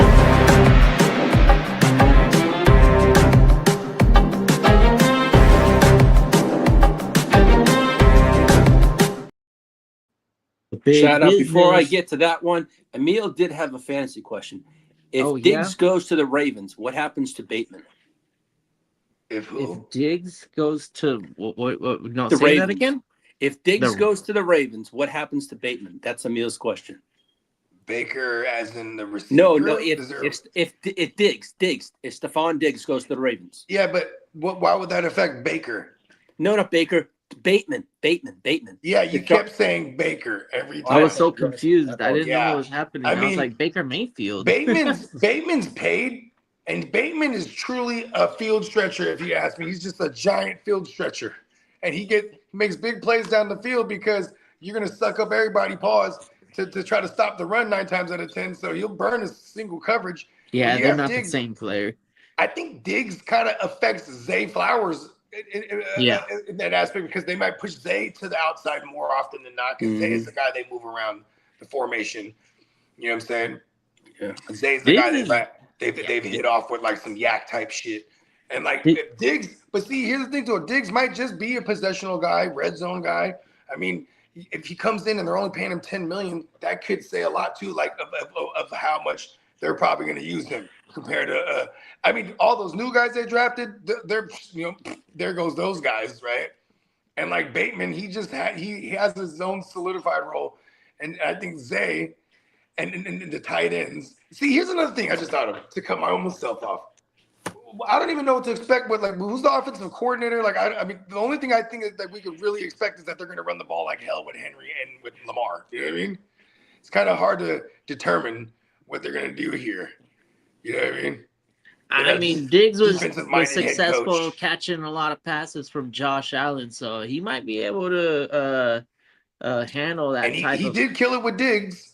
Yeah, I mean, with Diggs, with Drake May last year. Yeah, I think that the more I think about it, Diggs going to Baltimore makes some sense. Yeah. Why Here's not? Another thing too, in fantasy, Bateman's not someone I'm ever thinking about starting like 10 times out of 10 anyway. So like, they're gonna run the ball. Diggs would be someone I would consider starting if they had Diggs over there. Now, as for the Green Bay Packers, reported a $14.5 billion in shared NFL revenue, and the Packers generated $299.8 million in local revenue. And Lambeau Field expected to host additional major events this coming season. And Ed Policy says Lambeau Field naming rights are not for sale. And also the NFL continues. The good people of Green Bay. And like anybody cares, like it's in the middle of nowhere. And the NFL continues to investigate the Josh Jacobs situation. Dun, dun, dun. And Bill Belichick wants the NCAA and the NFL playing rules standardized. What does that mean? Standardized? I guess the same rules apply, I believe. That's what I would say. Standardized. And also, the NFLPA reviewed the Panthers' practice following Nick Skirton's ACL injury. There was no rules broken. No And the foul Seattle play. Seahawks on August 4th will be on Hard Knocks. Hard Knocks. And the NFLPA eliminated the 60-day rule for agent solicitation. I haven't been bothered with I the believe Hard it's Knocks. 60 days you can't contact I them. don't know. Am I alone on that? Like What? I've watched I think the Chiefs won the most for I've whatever never reason. watched. Here's the thing. But like I didn't even watch it all. I I'm just gonna watched tell multiple you one episodes. thing. It goes back to Hard Knocks, the Texans. I watched this joint. DeAndre Hopkins was going hella crazy. I made sure I drafted him everywhere, and it worked out, right? And then, so every year I started watching Hard Knocks, and then I would be like, oh, where was Ball? And I'd try to find a way to draft him, just at least one of them, right? And then it never worked out. And you know who fucked it up for me the most was the 2016, like Jared Goff and them in the Rams, right? But then they come back again and put the Rams in there in 2017. And I'm like, fuck that. Fuck Hard Knocks and all this shit. And then that was probably the year I should have watched it because then I probably would have been heavy on Todd Gurley. You know what I mean? Oh, yeah, Todd Gurley. Yeah, because then everyone was like, Todd Gurley was like the talk of like Hard Knocks that year. And he went crazy for like 3 years straight. Yeah. Actually, Well, he had 17, 18, a lengthy career. He had a very That's it. short-lived career. Him and David Johnson. Like him and Well, David Johnson. I think in running back lifespans, that was actually a pretty there was some longevity to being good for that long. Like Gurley was pretty good for. Look at 2016. At least. Look at 2016, backup. bro. We had Zeke, we had Gurley, and we had David Johnson. Those three went crazy. But by the time we got to 2020, a little bit different. we got to 2020, it was only Zeke, and I think by 22, Zeke was already fell off. So Zeke really went the distance with the amount of workload he was getting, all things considered, being a 2016 guy. 2017, we had CMC from Fournette, yeah, there you go. Kamara. Names like that. I feel like Gurley had like just as long of a career and then possessed the elite, whereas those other guys didn't necessarily achieve that Gurley elite. I think Gurley had a thou wow in 16. Gurley, you're right. Gurley wasn't a 2016 guy. Gurley was a 2015 guy. My bad. So Gurley did his thing. Because he was injured to start his rookie year. I think he only played like 8 games. He did his thing 9. for a minute. But then I can go. And in 16, he flashed here and there. But 17 is when they got Sean McVay there, and he went crazy in his third year. Yeah. So damn, who else? Oh, it was Jordan Howard was the other 2016 guy. It was Zeke, fucking David Johnson, Jordan Howard. Another one that was good for Bow Wow for a long time was Fred Jackson. Played football and the reason why he was always at Bow Wow because he was sharing with CJ Spiller. Yeah, you're right. 2015. So that's a pretty nice career for what he went. 2015 to 19 basically. Being serviceable in for whatever. In 2020, he played for the Falcons, and it wasn't. He fell into the end zone like 4 or 5 times, I would imagine. But he was whack on the ground. It was a bad team. He has a career of over 67 touchdowns total, 88 games, 1,460 rushing yards. And he did that all on an arthritic knee from coming out of college, which is kind of amazing if you think about it. He was the first over knock. That he had like these surgically repaired knees, and he had like arthritis in his knees, and he was young, and he got bone on bone with their paws. He was the 2017 AP Offensive Player of the Year, Rookie of the Year in 2015. He got Rookie of the Year. He did. How many games did he play? Like 9. That's fucking sick. I didn't remember that. I do remember. I think he put up he played 13 games. Oh, he started okay. He 12 played of 13 them, games, and he got 1,100. His best was 1,300. with 13 touchdowns, and then through the air 788. I was about to say he had that 2 year all purpose. So that was pretty that was pretty memorable as a fantasy football manager. Fuck yeah. Loved me some of that season. Because he was taking those. Remember, that was the bubble screen era of McVay. And like, what's up, everybody AJ? was taking bubble screens to the house, like whether it was Woods or Cup or Gurley or fucking Brandon Cooks. Yeah, he was nasty. Well, shout out to the Ginger Ninja. Yeah, when we were talking about what's up, AJ. What up, AJ? Yeah, you got your nephew in the building. Thanks, definitely Zeke for a long time was in the top 4 running backs off the board. AJ, can I announce it? Let's see. AJ, put it in the chat. Can I announce it? He said, tell Bogey to acknowledge his son. Hey, listen. I want to acknowledge my future grandson too, man. AJ's gonna be a dad, man. I love you, son. Congratulations. He's gonna have a Sagittarius too. He's gonna be like this in December. Congratulations. That's awesome, bro. He's almost in the home stretch. He's powering his way through the second trimester right now. Let's go. Yeah. It's a beautiful thing. Yeah. I love this. Yeah, that's a wonderful experience. I'm gonna be your grandpa. It's my son's son. Well, we know with Slick Rick going down, the news came out. Deshaun Stripling has become an immediate fantasy contributor and a ADP riser in the past 24 hours. Yeah, hell yeah. Yes, sir. Ricky Pearsall died, and it was like, and here's the second round draft capital receiver that, and shout out to JD. He put it in a thread the other day. He said Sean McVay even wanted Brett. You know what I mean? Yeah. Sean McVay would have drafted Brett in the second round. What do they call that? Great minds think alike. Yeah. I mean, we know how dope those coaches' eyes for talent is. You know what I mean? At least for fantasy purposes. I mean, like, here's the thing: it's hard to argue the numbers both those teams have recently been putting up. Think about this: you could argue, or it's these coaches' scheme. You put anyone in there. I would agree with that. But then, let alone when you put a talented ass receiver in that offense in those schemes, and then you get,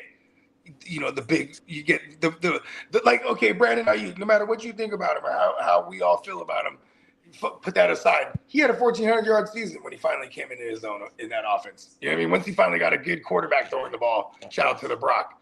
You know what I mean? Like. And George Kitteh is probably recognized, but people were probably scratching their head for pass catching tight end / full-time blocker. I mean, like it. Yeah, George Kittle. He's really been the standard for a true tight end outside of Kelsey being a ball magnet, pause or whatever, or even Gronk in his day.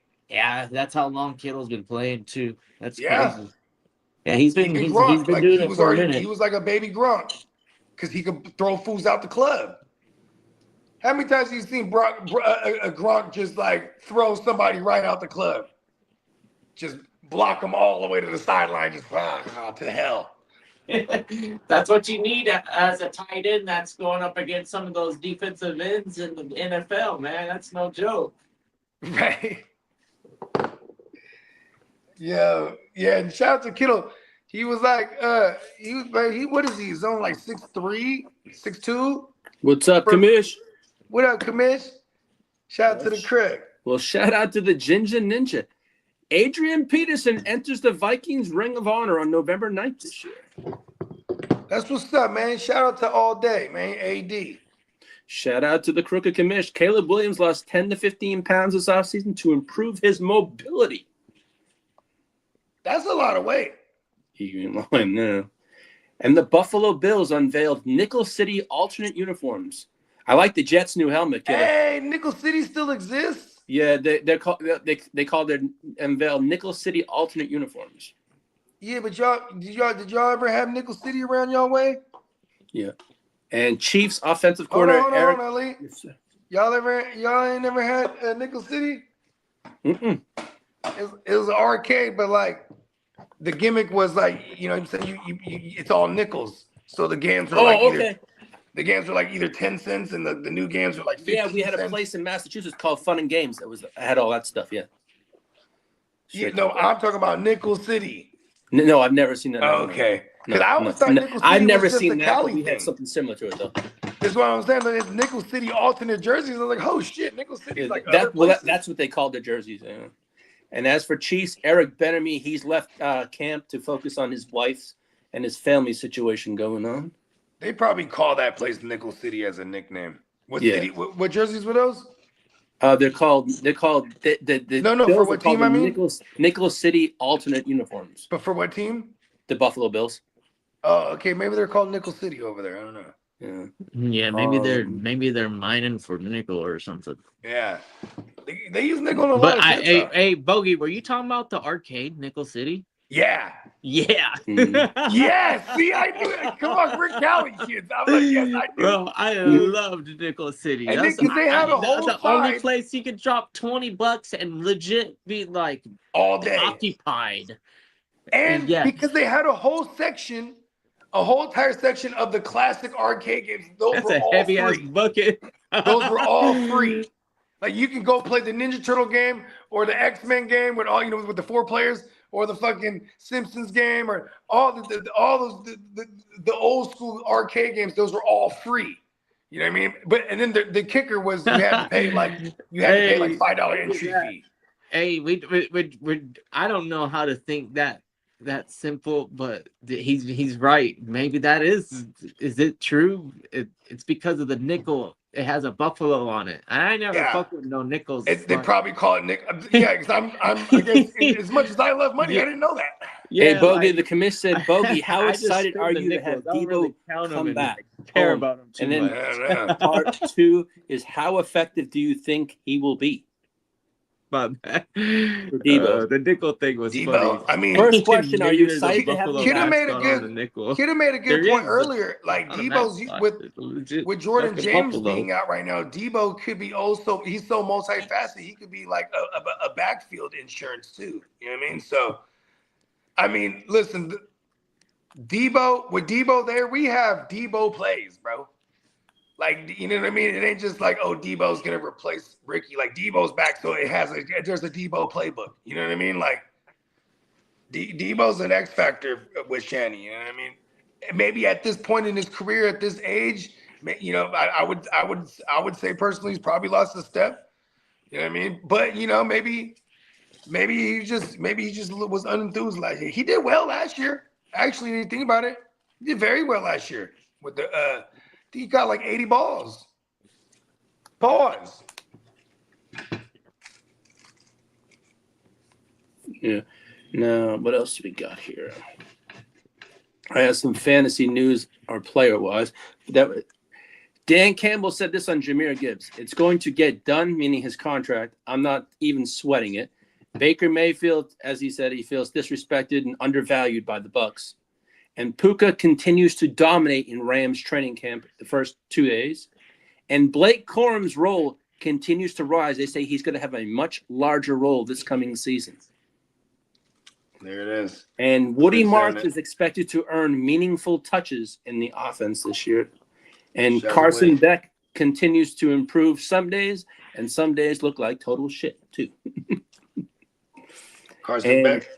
Yeah, and I mean he's a rookie learning a new system that's pretty intricate. I would imagine it's a Michael LaFleur who's just spent the last couple years with McVay and spent the vast majority of his career with Shanahan before that. So, I mean, this is like throwing like a sheep to the wolves or the cow to the raptor pit or whatever. Right.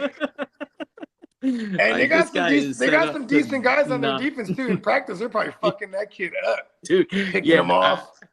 I wouldn't be on the lookout for him to be very fantasy relevant, but maybe. Yeah, and you know what though, too? Here's one thing: when it just comes to like quarterbacks, period, when we're looking at training camp shit, if they're throwing hella picks and stuff like that, I don't never like sweat it because then the blurbs will be like, oh, he's throwing a bunch of turnovers and.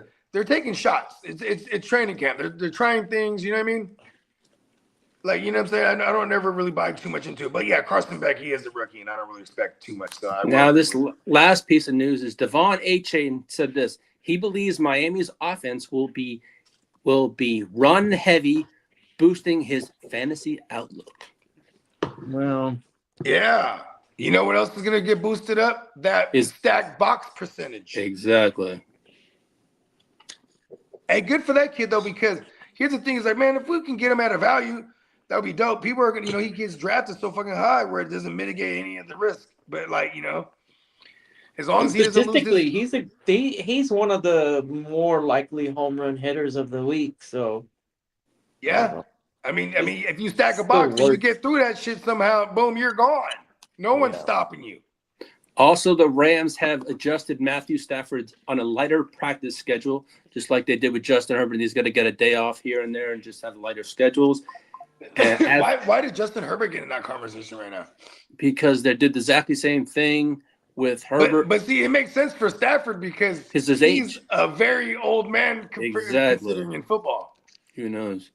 But also, Mason Rudolph opens camp as the Steelers' QB2. And the Vikings are saying players will not influence the QB decision for the over there with Minnesota. So on that note, and also Tony Romo is on leave after his issue with the CBS put him on leave, and J.J. Watt is going to take his place along with Jim Nantz and Tracy Wolfson for now until everything is cleared up. Well, does that mean that's all but guaranteed, or is that? All I know is he has like $70 million left on his contract. When are we start? Pretty soon, huh? Because of the next week is the Hall of Fame game. Yeah, I think it's the 4th, I believe. And they hired the A team for a preseason as well, outside of the prime times, if there is any. J.J. Watt is going to cover for Romo, right? Yeah, J.J. Watt. Yeah, CBS is doing the Hall of Fame game. I guess so. J.J. Watt. Listen, he's like watching paint dry.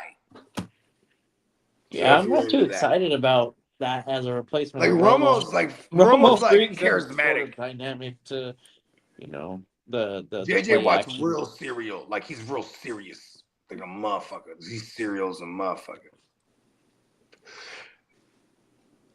And also, offensive coordinator Grant Udisky, or I guess he's the Jaguars. He's going to call their preseason plays, I guess, to get him exposure in the coaching world. And Nathaniel Hackett praises the Arizona running back room. And the Cowboys hired Will Grier as an offensive assistant. So. Look at Will Grier. He's trying to follow in the footsteps of a Kellen Moore. That's a up and down journey. Well, at one point, Kellen Moore was the backup to the backup to Dak. Kellen Moore was sitting behind a butt fumble because butt fumble was still in the game as Dak's backup, right? And then Kellen Moore, as the backup, was also like at the time like an assistant to fucking what's his name, Jason Garrett, and then. Eventually, boom, they're like, all right, you're not a QB anymore. You're going to be the fucking OC assistant. And then he became the OC. In the first year, they wouldn't let him call the plays. Then that first year they let him call the plays was 2019. We saw Dak go crazy. He threw for like 4,900. The commish says the Hall of Fame game is Thursday. This Thursday. Yep. Let's go. Playmaker watch party's back. Oh, fuck yeah. I'm excited, man. Fuck, we went through a whole season without doing any gimmick episodes yet. Is week 1 going to be the most interesting preseason game? Well, or is the dynamic on preseason changing because there's only 3 of them, and they're like, well, maybe we'll be a little bit more cautious with our veterans. No need to, like, are we going to see a lot of these veterans in 100% in these games? I mean, well, here's the thing. I know some of these quarterbacks have to at least get a half. Like that's guaranteed. The McVay tree, I mean the McVays of the world, he don't run his starters like almost at all. You know what I mean? Like they don't run them at all. Right. Right? Yeah. And then I guess it there's like depends. Right. Then there's like there's the Niners who will run them to very minimal though. You know what I mean? Yeah, Especially even if they're it's just like that. the Even ones if that are it's coming off injury, we're not gonna run them out at all. You know what I mean? We're not even playing around. That's how we're spooky like that. We be some scary motherfuckers. We're already beat up. Look at us. Fuck that substation. Anyways, then you got take it easy, Peacock. He's going back to lunch. Yeah. for show. He says, Appreciate you, Peacock. "Love you. Have a great rest of your show." Yeah, we Yeah, will. man. Love you, brother. Thank you very much. Love you too. Yeah, man. That's our guy, Peacock. Yeah, that's man. right. Miles Peacock, ladies and gentlemen. Good guy. Man, hey, you know what's crazy?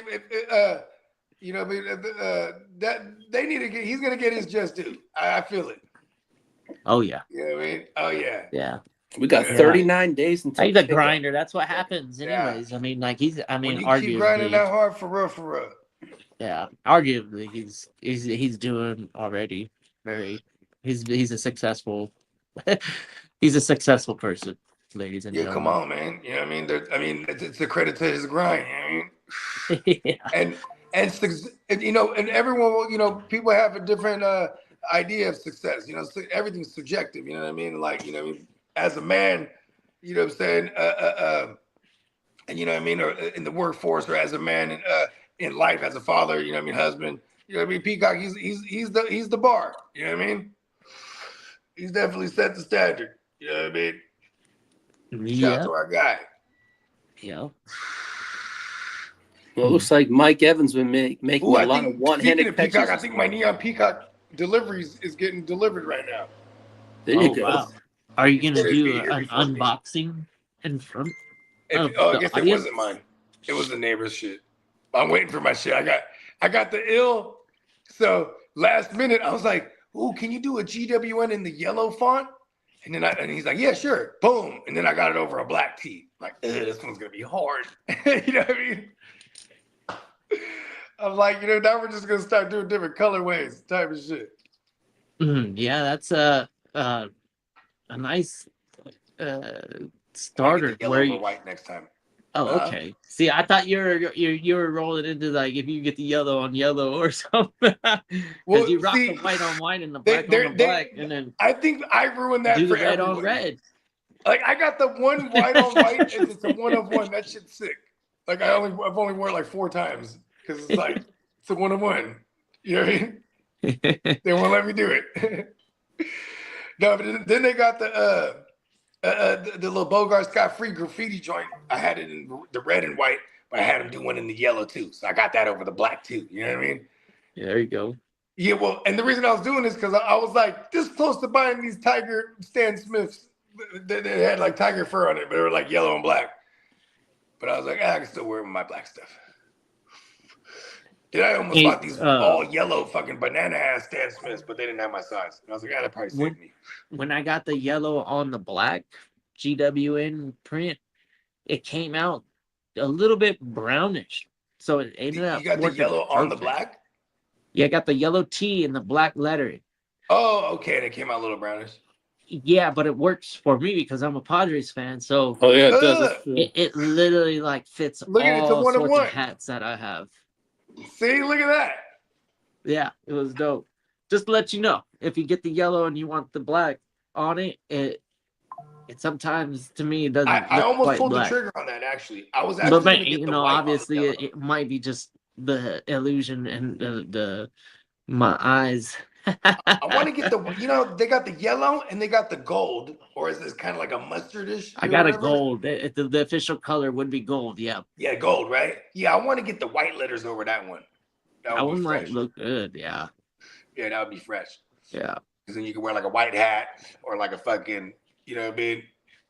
Something. Anyways, that Wrapping was stuff on it. that tee on the site is one of the most customizable in terms of the colorways. Like that Right. one, you could get a lot of different colors. Yeah, like there. Matty Law, he ordered a red.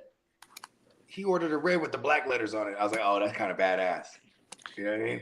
We got to do Yeah. a red letter one so we can do it over the black, like the wolf. That's what I'm saying. I know. I was just thinking that. I was like, Like when the I brought wolf that pack. idea up, I was like, oh shit, I don't even think that's you can do that. I think this is black and white right now.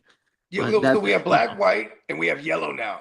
So as lettering, yeah. yellow on yellow. Yeah. Shout out to Money Mayberry. He's going to try and be there Thursday night. Okay, cool. Ooh. Yeah, He so right because on. I already locked in with them. Court. If he Join the doesn't party. have court, if he doesn't Yeah, have, if he doesn't, he's staying with us though. I already spoke with him, so because the last time I spoke with him, he was talking Friday, so he was talking Thursday. That's all good too. well, no, because he said he talked. I called him last night. We were talking on the phone, and he said, right now I don't have court on Friday. He goes, my plan is to come in on a Thursday night. Okay, nice.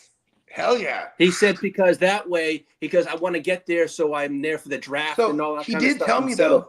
He did tell me though. He was like, I just want to be there for the draft, but he doesn't want to compete in it. So we still have the one spot. I do have somebody that can fill it.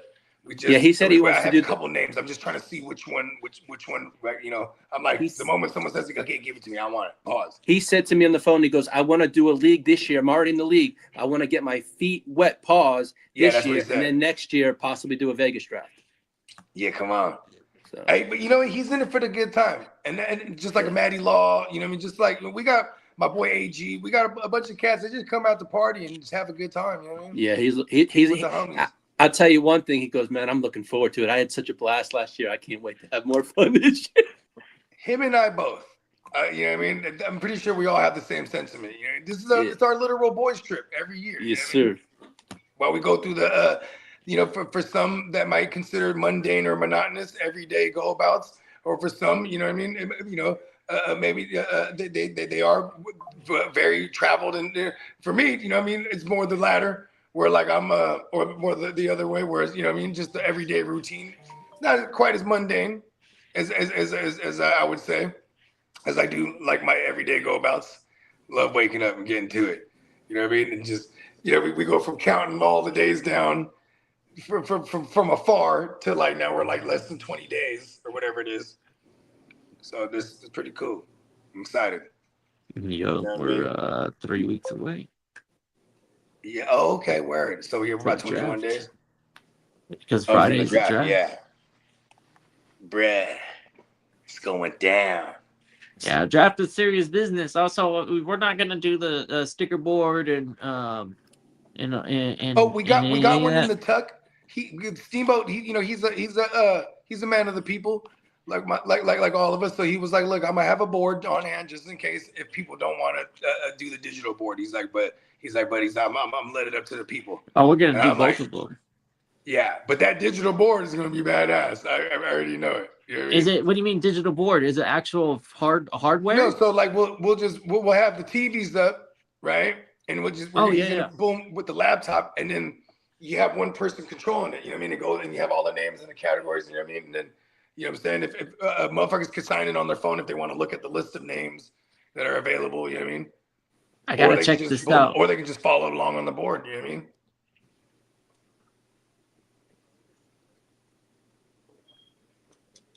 Cool. I gotta check it out. All right. Yeah. But yeah, man. You know what I'm saying? We could put a ball on this one. Yeah. You know what I mean? Yeah, you guys already know neonpeacockmerch.com. Let them know what you got going, Lee. I'm pretty sure you got like 8 shows today. No, I already took care of a power hour this week.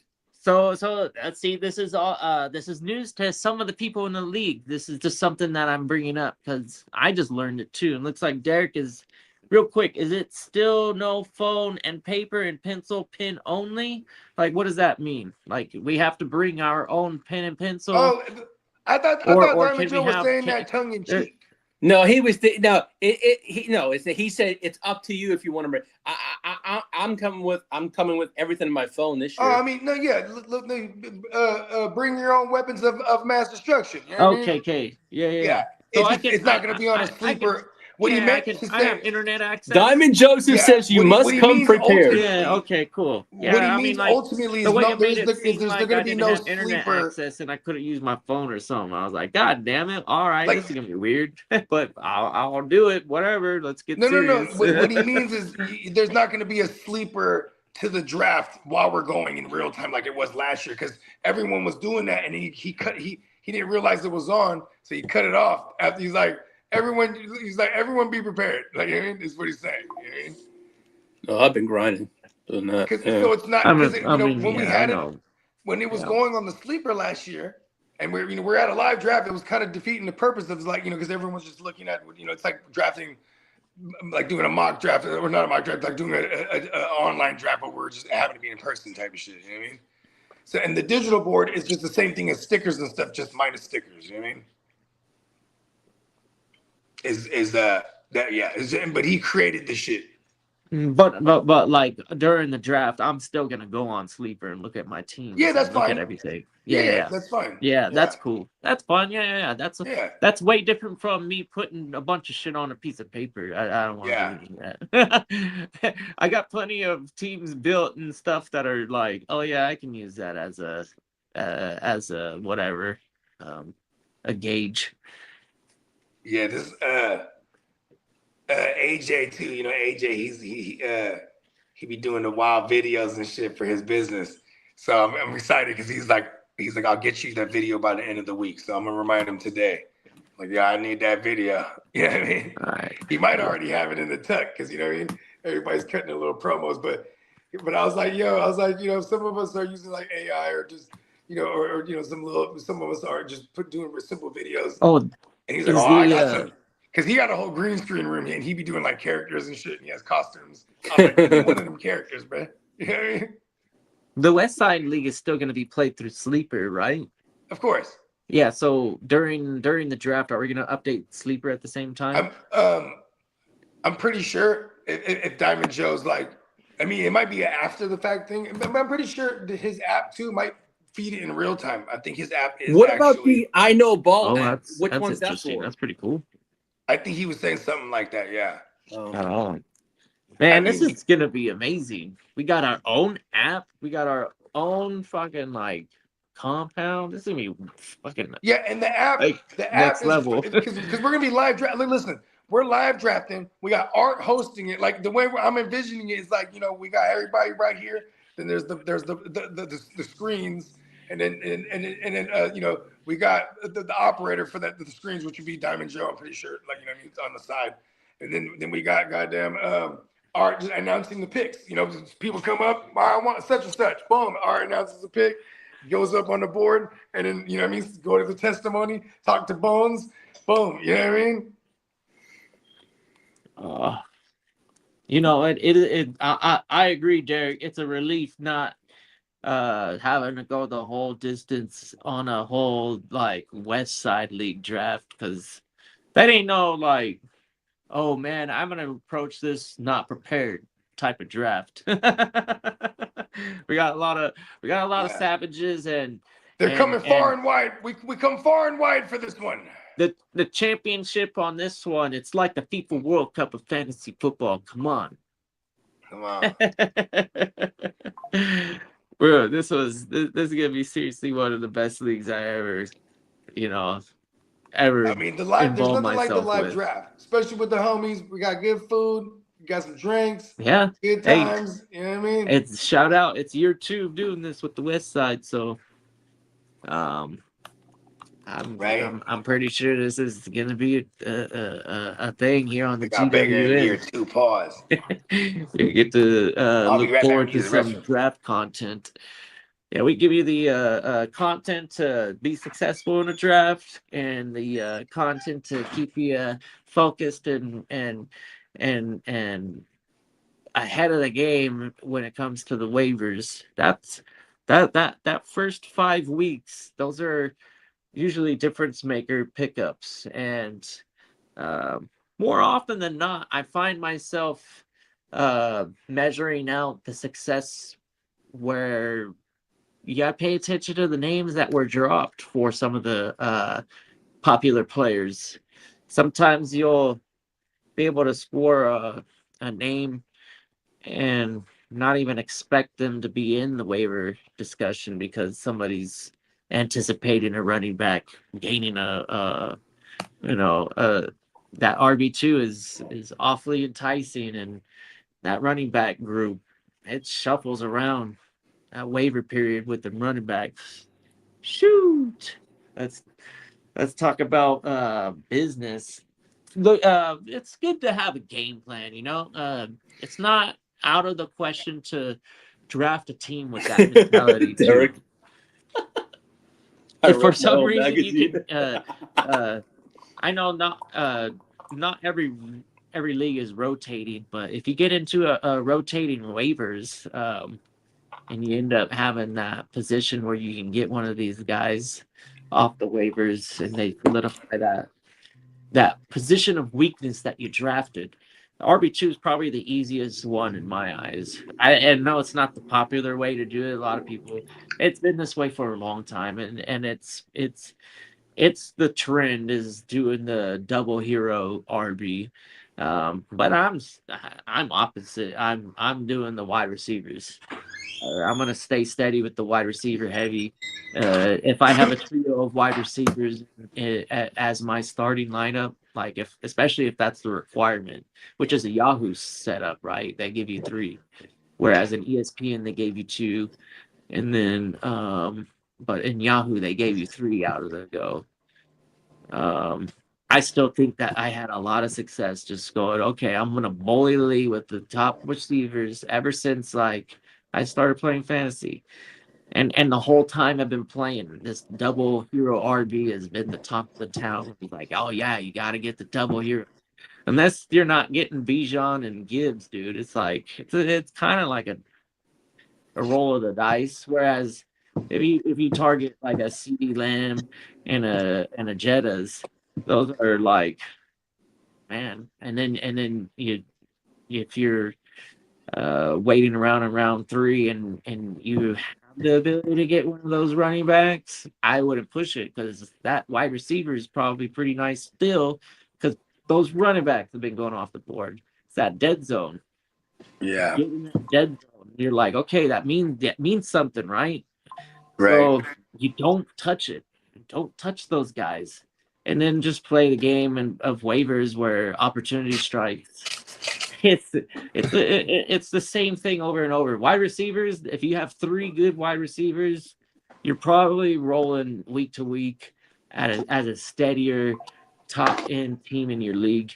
You're gonna see those 2 running back teams blow up, no doubt about it. But on the steady Eddie freaking 3 wide receivers is pretty nasty, man. No matter what year it is. I know. I hate seeing the big name running backs because in redraft, I just will never have them. I just because I want to go receivers early. Maybe I'll change one day. Yeah, I don't know. Maybe. I mean, we've seen the success rate because you and I think alike in this. There's no going back.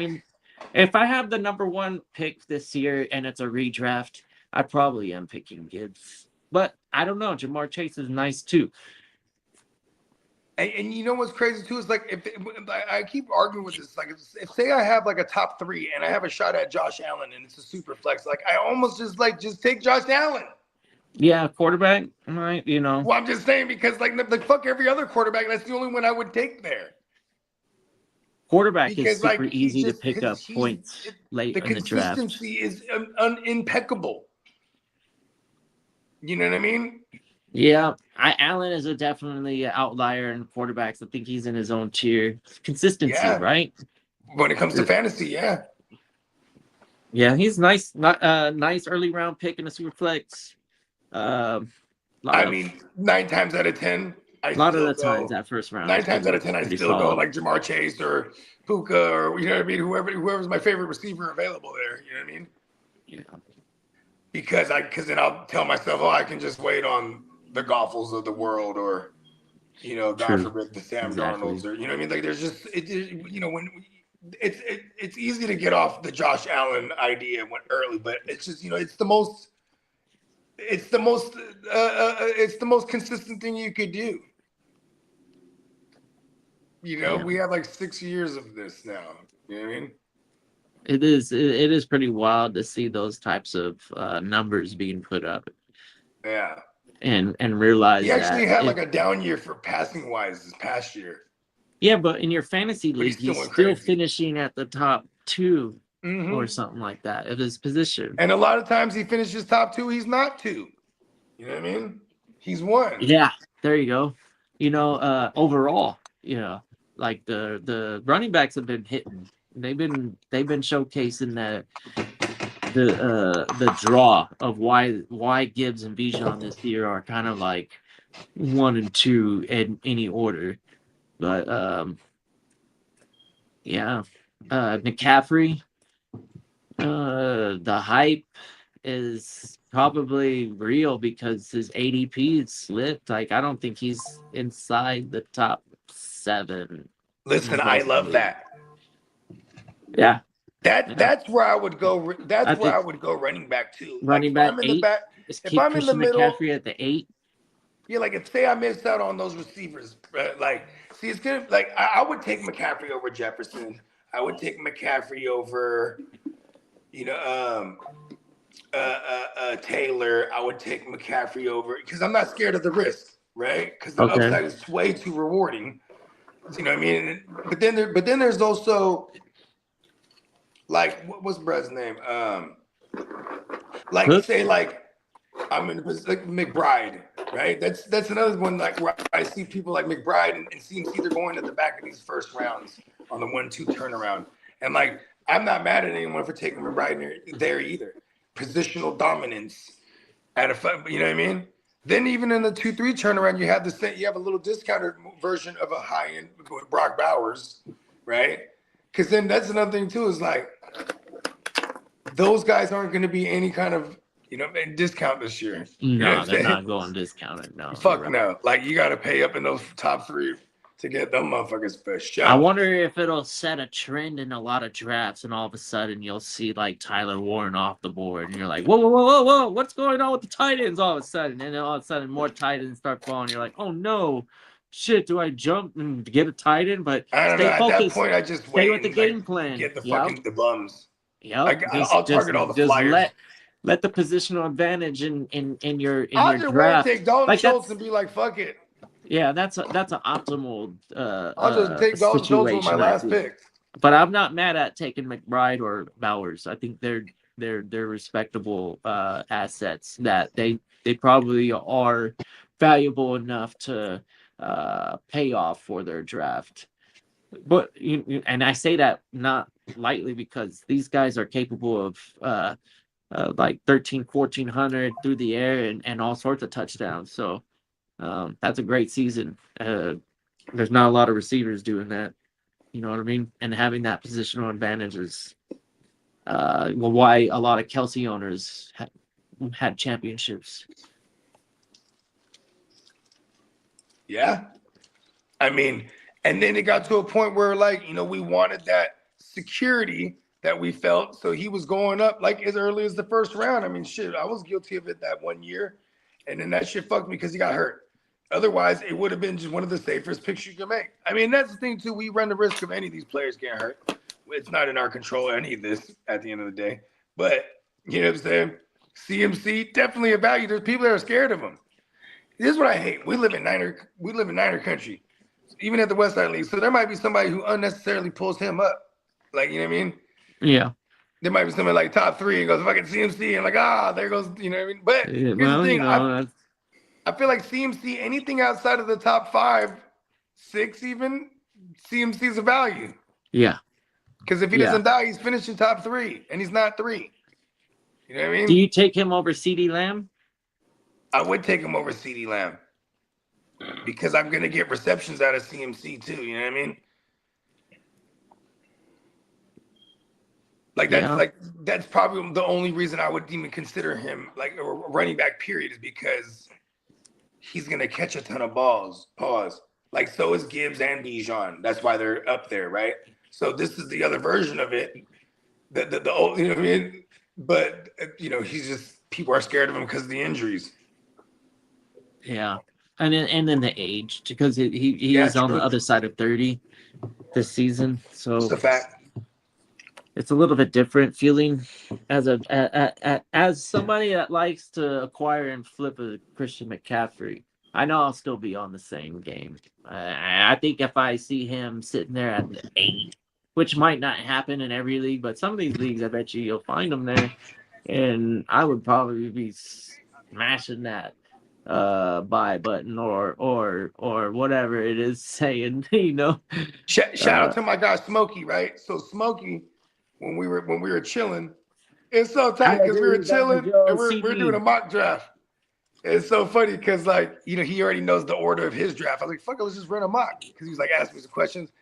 And we're just laughing like, look at us, bro. We're doing some fucking fantasy shit. Like just the same thing we always did, but now we're finally kicking it.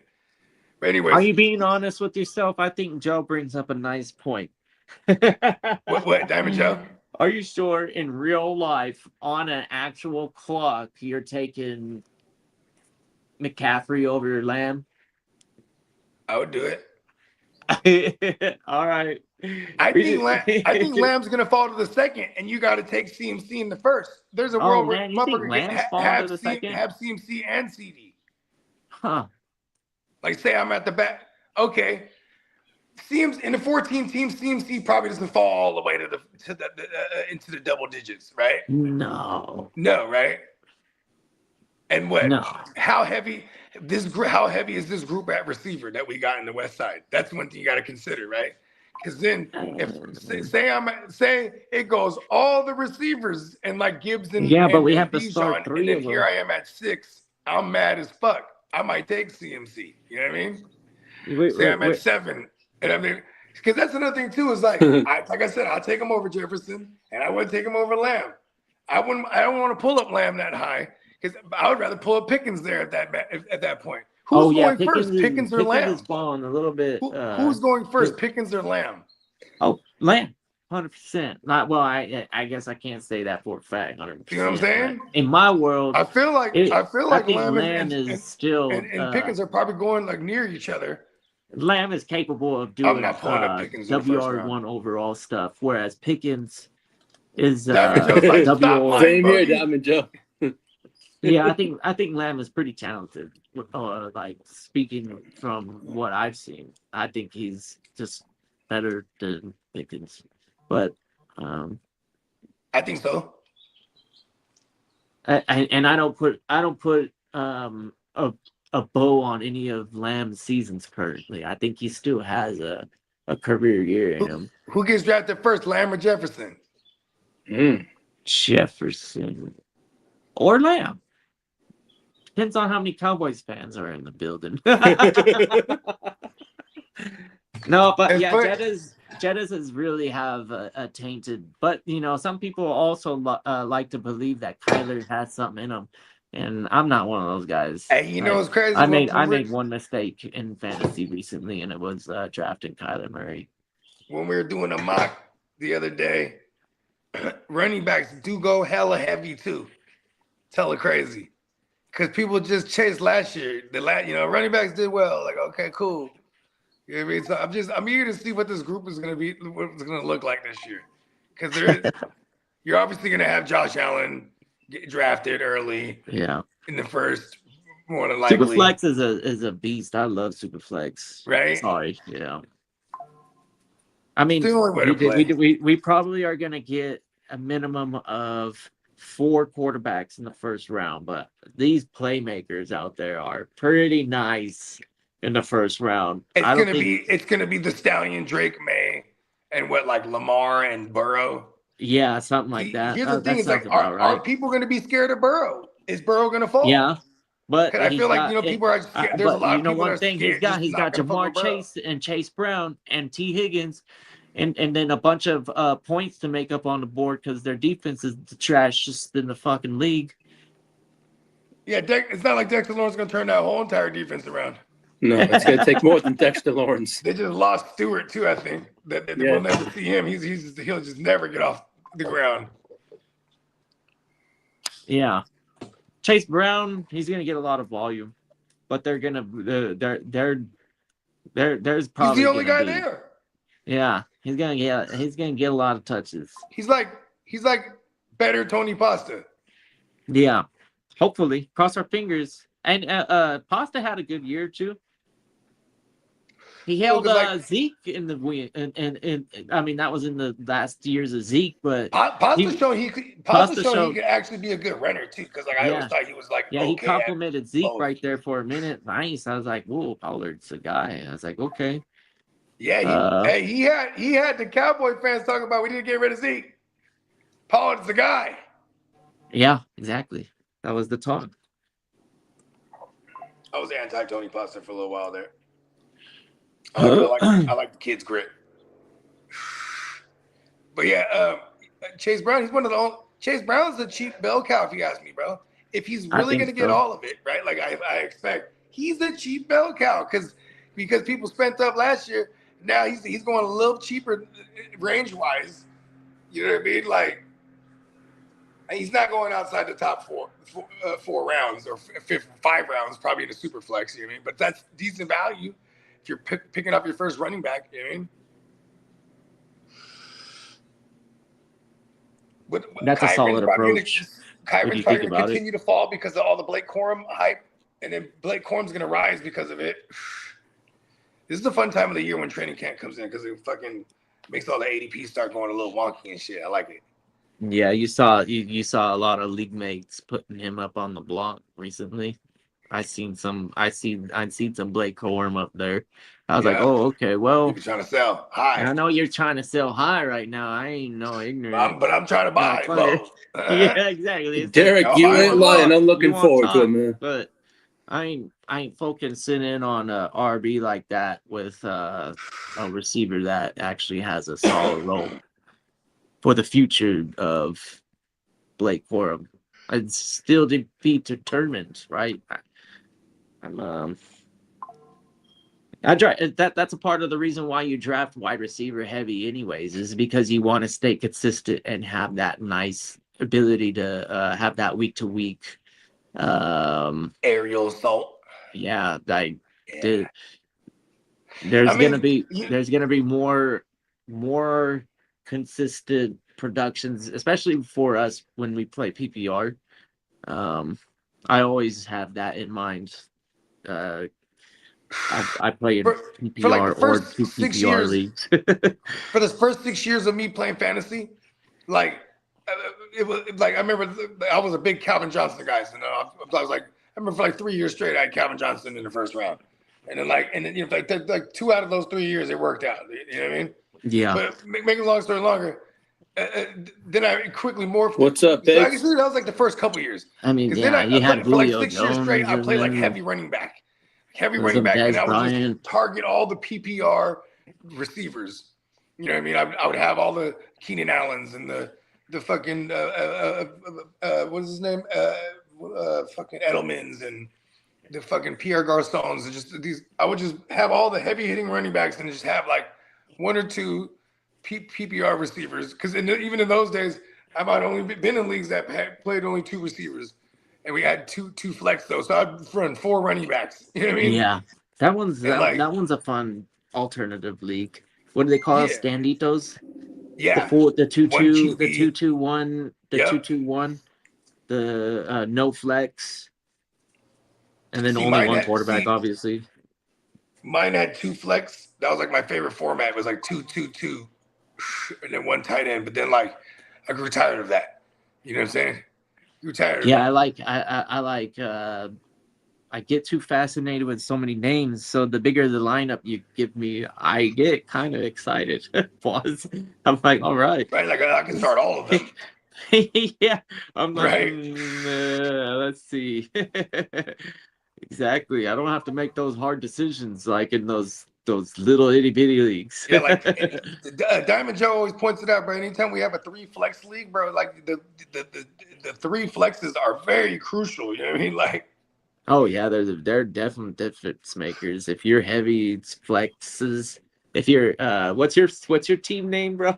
In the other league that we play. Oh, Sexy Flexy. Yeah, there you go. And I think I just took a picture of whatever Niner hat I was wearing that day when we made the league. I was like, fuck it. Put the SF for Sexy Flexy. Yeah, that definitely does. Oh yeah, I'm moving that joint. I think I am still gonna do that because everyone's still. When I started kind of talking to the guys on they're down to move to sleeper, so I'm moving it to sleeper. That was the only thing holding you back, really. Yeah, because then I love those guys. Those are, you know what I mean. And and the reigning champion. Shout out to my guy Ike. He got into his first year and won it. So you know what I mean? I was like, I can't just dip like, oh, I brought an Ike. Now we're shutting the league down. Like, because he was like, I'll move to sleeper. I'm like, let's go. Yeah, and then my nephew, that's the only league he plays in. Because he used to play in all the leagues, but he was like, he just, he narrowed it all the way down. He's like, that's the only one I like to play in because it's $200. So I'm like, all right, you're right. You're right, Neff. Diamond Joe. Where do you think he got that nickname from? I mean, you can go back. You can go back to all the way to the very first episodes of the Playmakers, where he was already calling himself Diamond Joe. Does it have anything to do with Yahoo and having a diamond, whatever the symbol? Yes. Yeah, he's a multi-time diamond award winner. Here he goes. He says another one bites the dust. He's like, if anybody's gonna simp on the Yahoo, it's gonna be Diamond Joe. I mean, there was a lot of half that league refused to play in any other league, but now a couple of them are like, yeah, I'll play. So if I have to find some spots, it'll be easier for sleeper. Like, because even Clock was like, I'll play in the TFL. Because the TFL and the SBI, they were like the same thing, but just one was on Yahoo and one was on Sleeper. And then Clock, he was the reigning champ, and then we shut that league down. So technically, we could merge the two worlds. He says it's because of his greatness, which he represents. The diamond greatness. You know what I mean? Yeah. Come on. Hey, that he put on a show for sure. They'll make diamond statues out of him. That'll be a memorable draft. I'll remember that one. Even though I wasn't drafting in that East Side League, that was still fun to Every witness. once in that motherfucker, there was posters of him everywhere. Autographed, personalized. I'm a humble diamond bullshit. There's diamonds all over the place. You'll humbly wait your turn. I was so angry. I had to go win it. Yeah. So wait angry. your turn. That's what they said. They didn't let you get it that easy. I had to start the Fedora. The Fedora era was in full effect. We're like, fuck it. The reigning champion in the East Side League, he adorned the pink fedora. He looked at all of them on the late. They were all laid out on the bed. I was like, "Yeah, go choose one." And then like him and Bell Cow, and they were in the mirror trying different ones on. He's like, this is the one right here. Rowdy left with the pink joint. Shout out to him. But then he brought it back though. Yeah, I mean, some guys could pull it off. Some refuse. Well, see, here's the thing. In Vegas, Vegas is the place. Yeah. Like I was shopping for like the loudest polos I could find, and I found this camo joint. I was like, oh, never mind. That's wartime bogey. You know what I mean? I've had pinks. I've had pink in the actual the Vegas the Vegas shirt is a good example. Yep. Right. But I don't think I ever had a pink shirt. Not saying there's anything wrong with it, but I don't think I'm pulling off the pink. I've never done the pink either, but I've done the salmon, which you know what I mean, and I've done an offshoot, yeah. And I've done peach, but I'm a big purple guy. For years I had a purple section in my closet, but I don't know but they're all the same thing. It was all purple button ups and purple polos, and you know what I mean. I don't know what it is about that color, but they say that's the royal color. Is purple is a royal Peacock, color? Got the new premium site like that. I hit a Peacock. I was like, hey, I just ordered the Batman joint. I was like, we need to do a Joker design so I can order on a purple shirt. And he's like, ooh, let's do that as the first. So he has like a few Joker designs up on the new premium site. I got to order one. Get me in the purple. You know what I mean? Get me in the purple, B. With the Joker joint? What? He's an all-time villain. Like he's up there with Vader, hands down. Like that's probably. I'm kind of on my Batman hype. I seen this one. I can't remember where I was at, but I seen this one. I was somewhere, but I was like, this is hard. Joker. If Batman had to fight Joker in every situation, I wouldn't be mad at it. And for a long time, that's what the cartoon was like. I felt like. Yeah, I mean, And then occasionally somebody else would step in, and then like Joker would be like chilling in the Bahamas or something. And you would think, right? You would think Arkham Asylum, right? Probably not the best security there. You know what I mean? Because Batman, he'll foil Joker's plans once again. Damn it, Batsy. And then he'll whoop him up, break all his bones, but he won't kill him. Goes to Arkham, he heals up, and then at one point, he's going to make his escape. People are going to die. A lot of people, if you think about it, a lot of people. That's true. People died, and you can say it's on Joker's hands, but Batman ain't killing him and wouldn't. Yeah, and they couldn't contain him. That's right. He always broke out. He wasn't on vacation. He was in Arkham. He was in there plotting. He'll go somewhere. He'll go somewhere, shake someone down. Caught. That was the Joker's problem.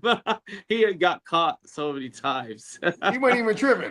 Yeah, he was always getting caught though. He's like, all right, I give up. Don't kill me, okay? I wonder if he had like a stash of suits. Right? Well, I got some. I just checked I'll have my new ID today. Nice. Oh, yeah. I used expedited. Does it have a bunch of fancy futuristic stuff on it? No, I just got the same one I had last night. I just had it expedited shipping. Oh, okay. The California one, every time I get a new one, I feel like they make it more futuristic. Yeah. Looks all like holography and shit. Yeah. That motherfucker, one day you can pull it out and just. No, it's on the phone now. Identified. California passed that law. You could just carry it on your phone. Oh, where? Digital. Yeah. Yeah, So giant you forget your wallet. Man, I was at and the you got liquor your store. They phone. wouldn't let me do that one time, bro. You know how many times people get pulled over and they're like, "Oh, sorry, officer. I was just so concerned with going to work that I forgot my wallet." And they're like, "You brought your phone?" It's like, "Yeah, I never forget my phone." You know, stuff like that. I'm sure people are more likely to forget their wallet and then their phone, especially the younger generation, right? Listen, The ones I ain't gonna that lie have to you, only bro. lived in a lived in a long-standing member of the underworld, I was never had a wallet, bro. yeah. Big stacks, and just like if I need my ID, boom, put it in the jacket pocket or put it in my pocket. And when I was a wallet guy, this is what made me stop having wallets, because like I used to have nice wallets, and I'd lose that motherfucker. And then I stopped being a back pocket anything except for like my phone now. But that's the one thing though too. Is like no one we're cyborgs these days, so we have our phone attached to us. Losing a phone is like that's like a fucked up feeling. She's like, where's my phone? That's no. It's one of Phone the fucking sucks. worst things. So does the wallet. I ain't gonna lie. I misplaced my the wallet. wallet. I had Like to losing a wallet, backtrack it. fuck, That all your was a cards, fucking pain in the ass. all your cards, your ID, your license, all the shit in the wallet. Especially motherfuckers that keep, if motherfuckers are stupid in their wallet, they got a piece of paper that has their codes on there because they don't remember, so they don't forget it or some shit. Somebody find your shit, like, oh shit, here you go. Yeah, someone at the DMV said, "Why don't you keep your ID on your phone?" I'm like, "No, why am I doing that shit?" I mean, you can take, Man, the liquor store hated on me one time. Like, oh, you got your ID? I tried to show them a picture. I'm like, nah, we need a real. I'm like, but I guess they want to scan your ID for something. I don't know. Yeah. I'm 1984. You motherfucker, you. Give me my goddamn blunts. And they didn't give it to me. I had to fucking come back and shit. Yeah, that's kind of cool though. I'm trying to tell y'all. Mm-hmm. About that time, you guys want to close it up? Yeah, we could do it, man. We'll close that thing out. You already know NeonPeacockMerch.com. And also head on over. I see that Guchinni just posted a new video. So head on over and check out his stuff. Definitely check out all the exclusive content at the Heart to Start, man. Shout out to the fella. You know what I mean? Definitely gonna get y'all ready and geared up for this redraft season, because we are deep in redraft season. You know what I mean? So definitely tap in with the fella. And shout out to Heart to Start Kev over there too. You know what I mean? And the countdown to Vegas continues, baby. Let's go. You fellas have a wonderful weekend. Kitteh, Bogey, JD, and everyone out there, have a wonderful weekend. Yeah, that's right. Peace, y'all. Sure, everybody have a great weekend, man. Everybody be safe.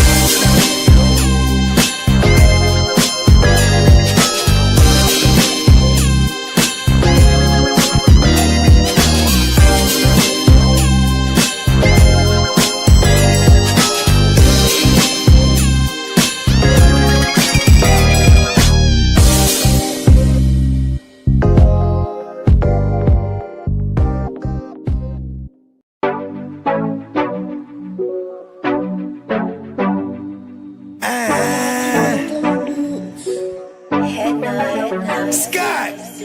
Yeah, let me quarterback this. We came a long way from throwing money in the mattress. I played a long game to get rich. They say the game is a bitch, but the bitch is the baddest. Bowie Scott Flame won't change my name like I'm Cassius. Keep flame cause I'm cautious. I'll burn you to ashes. Double cross the bosses and get hit with the ratchet. Can't fuck with suckers, that shit is contagious. Count 100 down, blowing clouds, hella anxious. Maybe a doctor, but I ain't got no patience.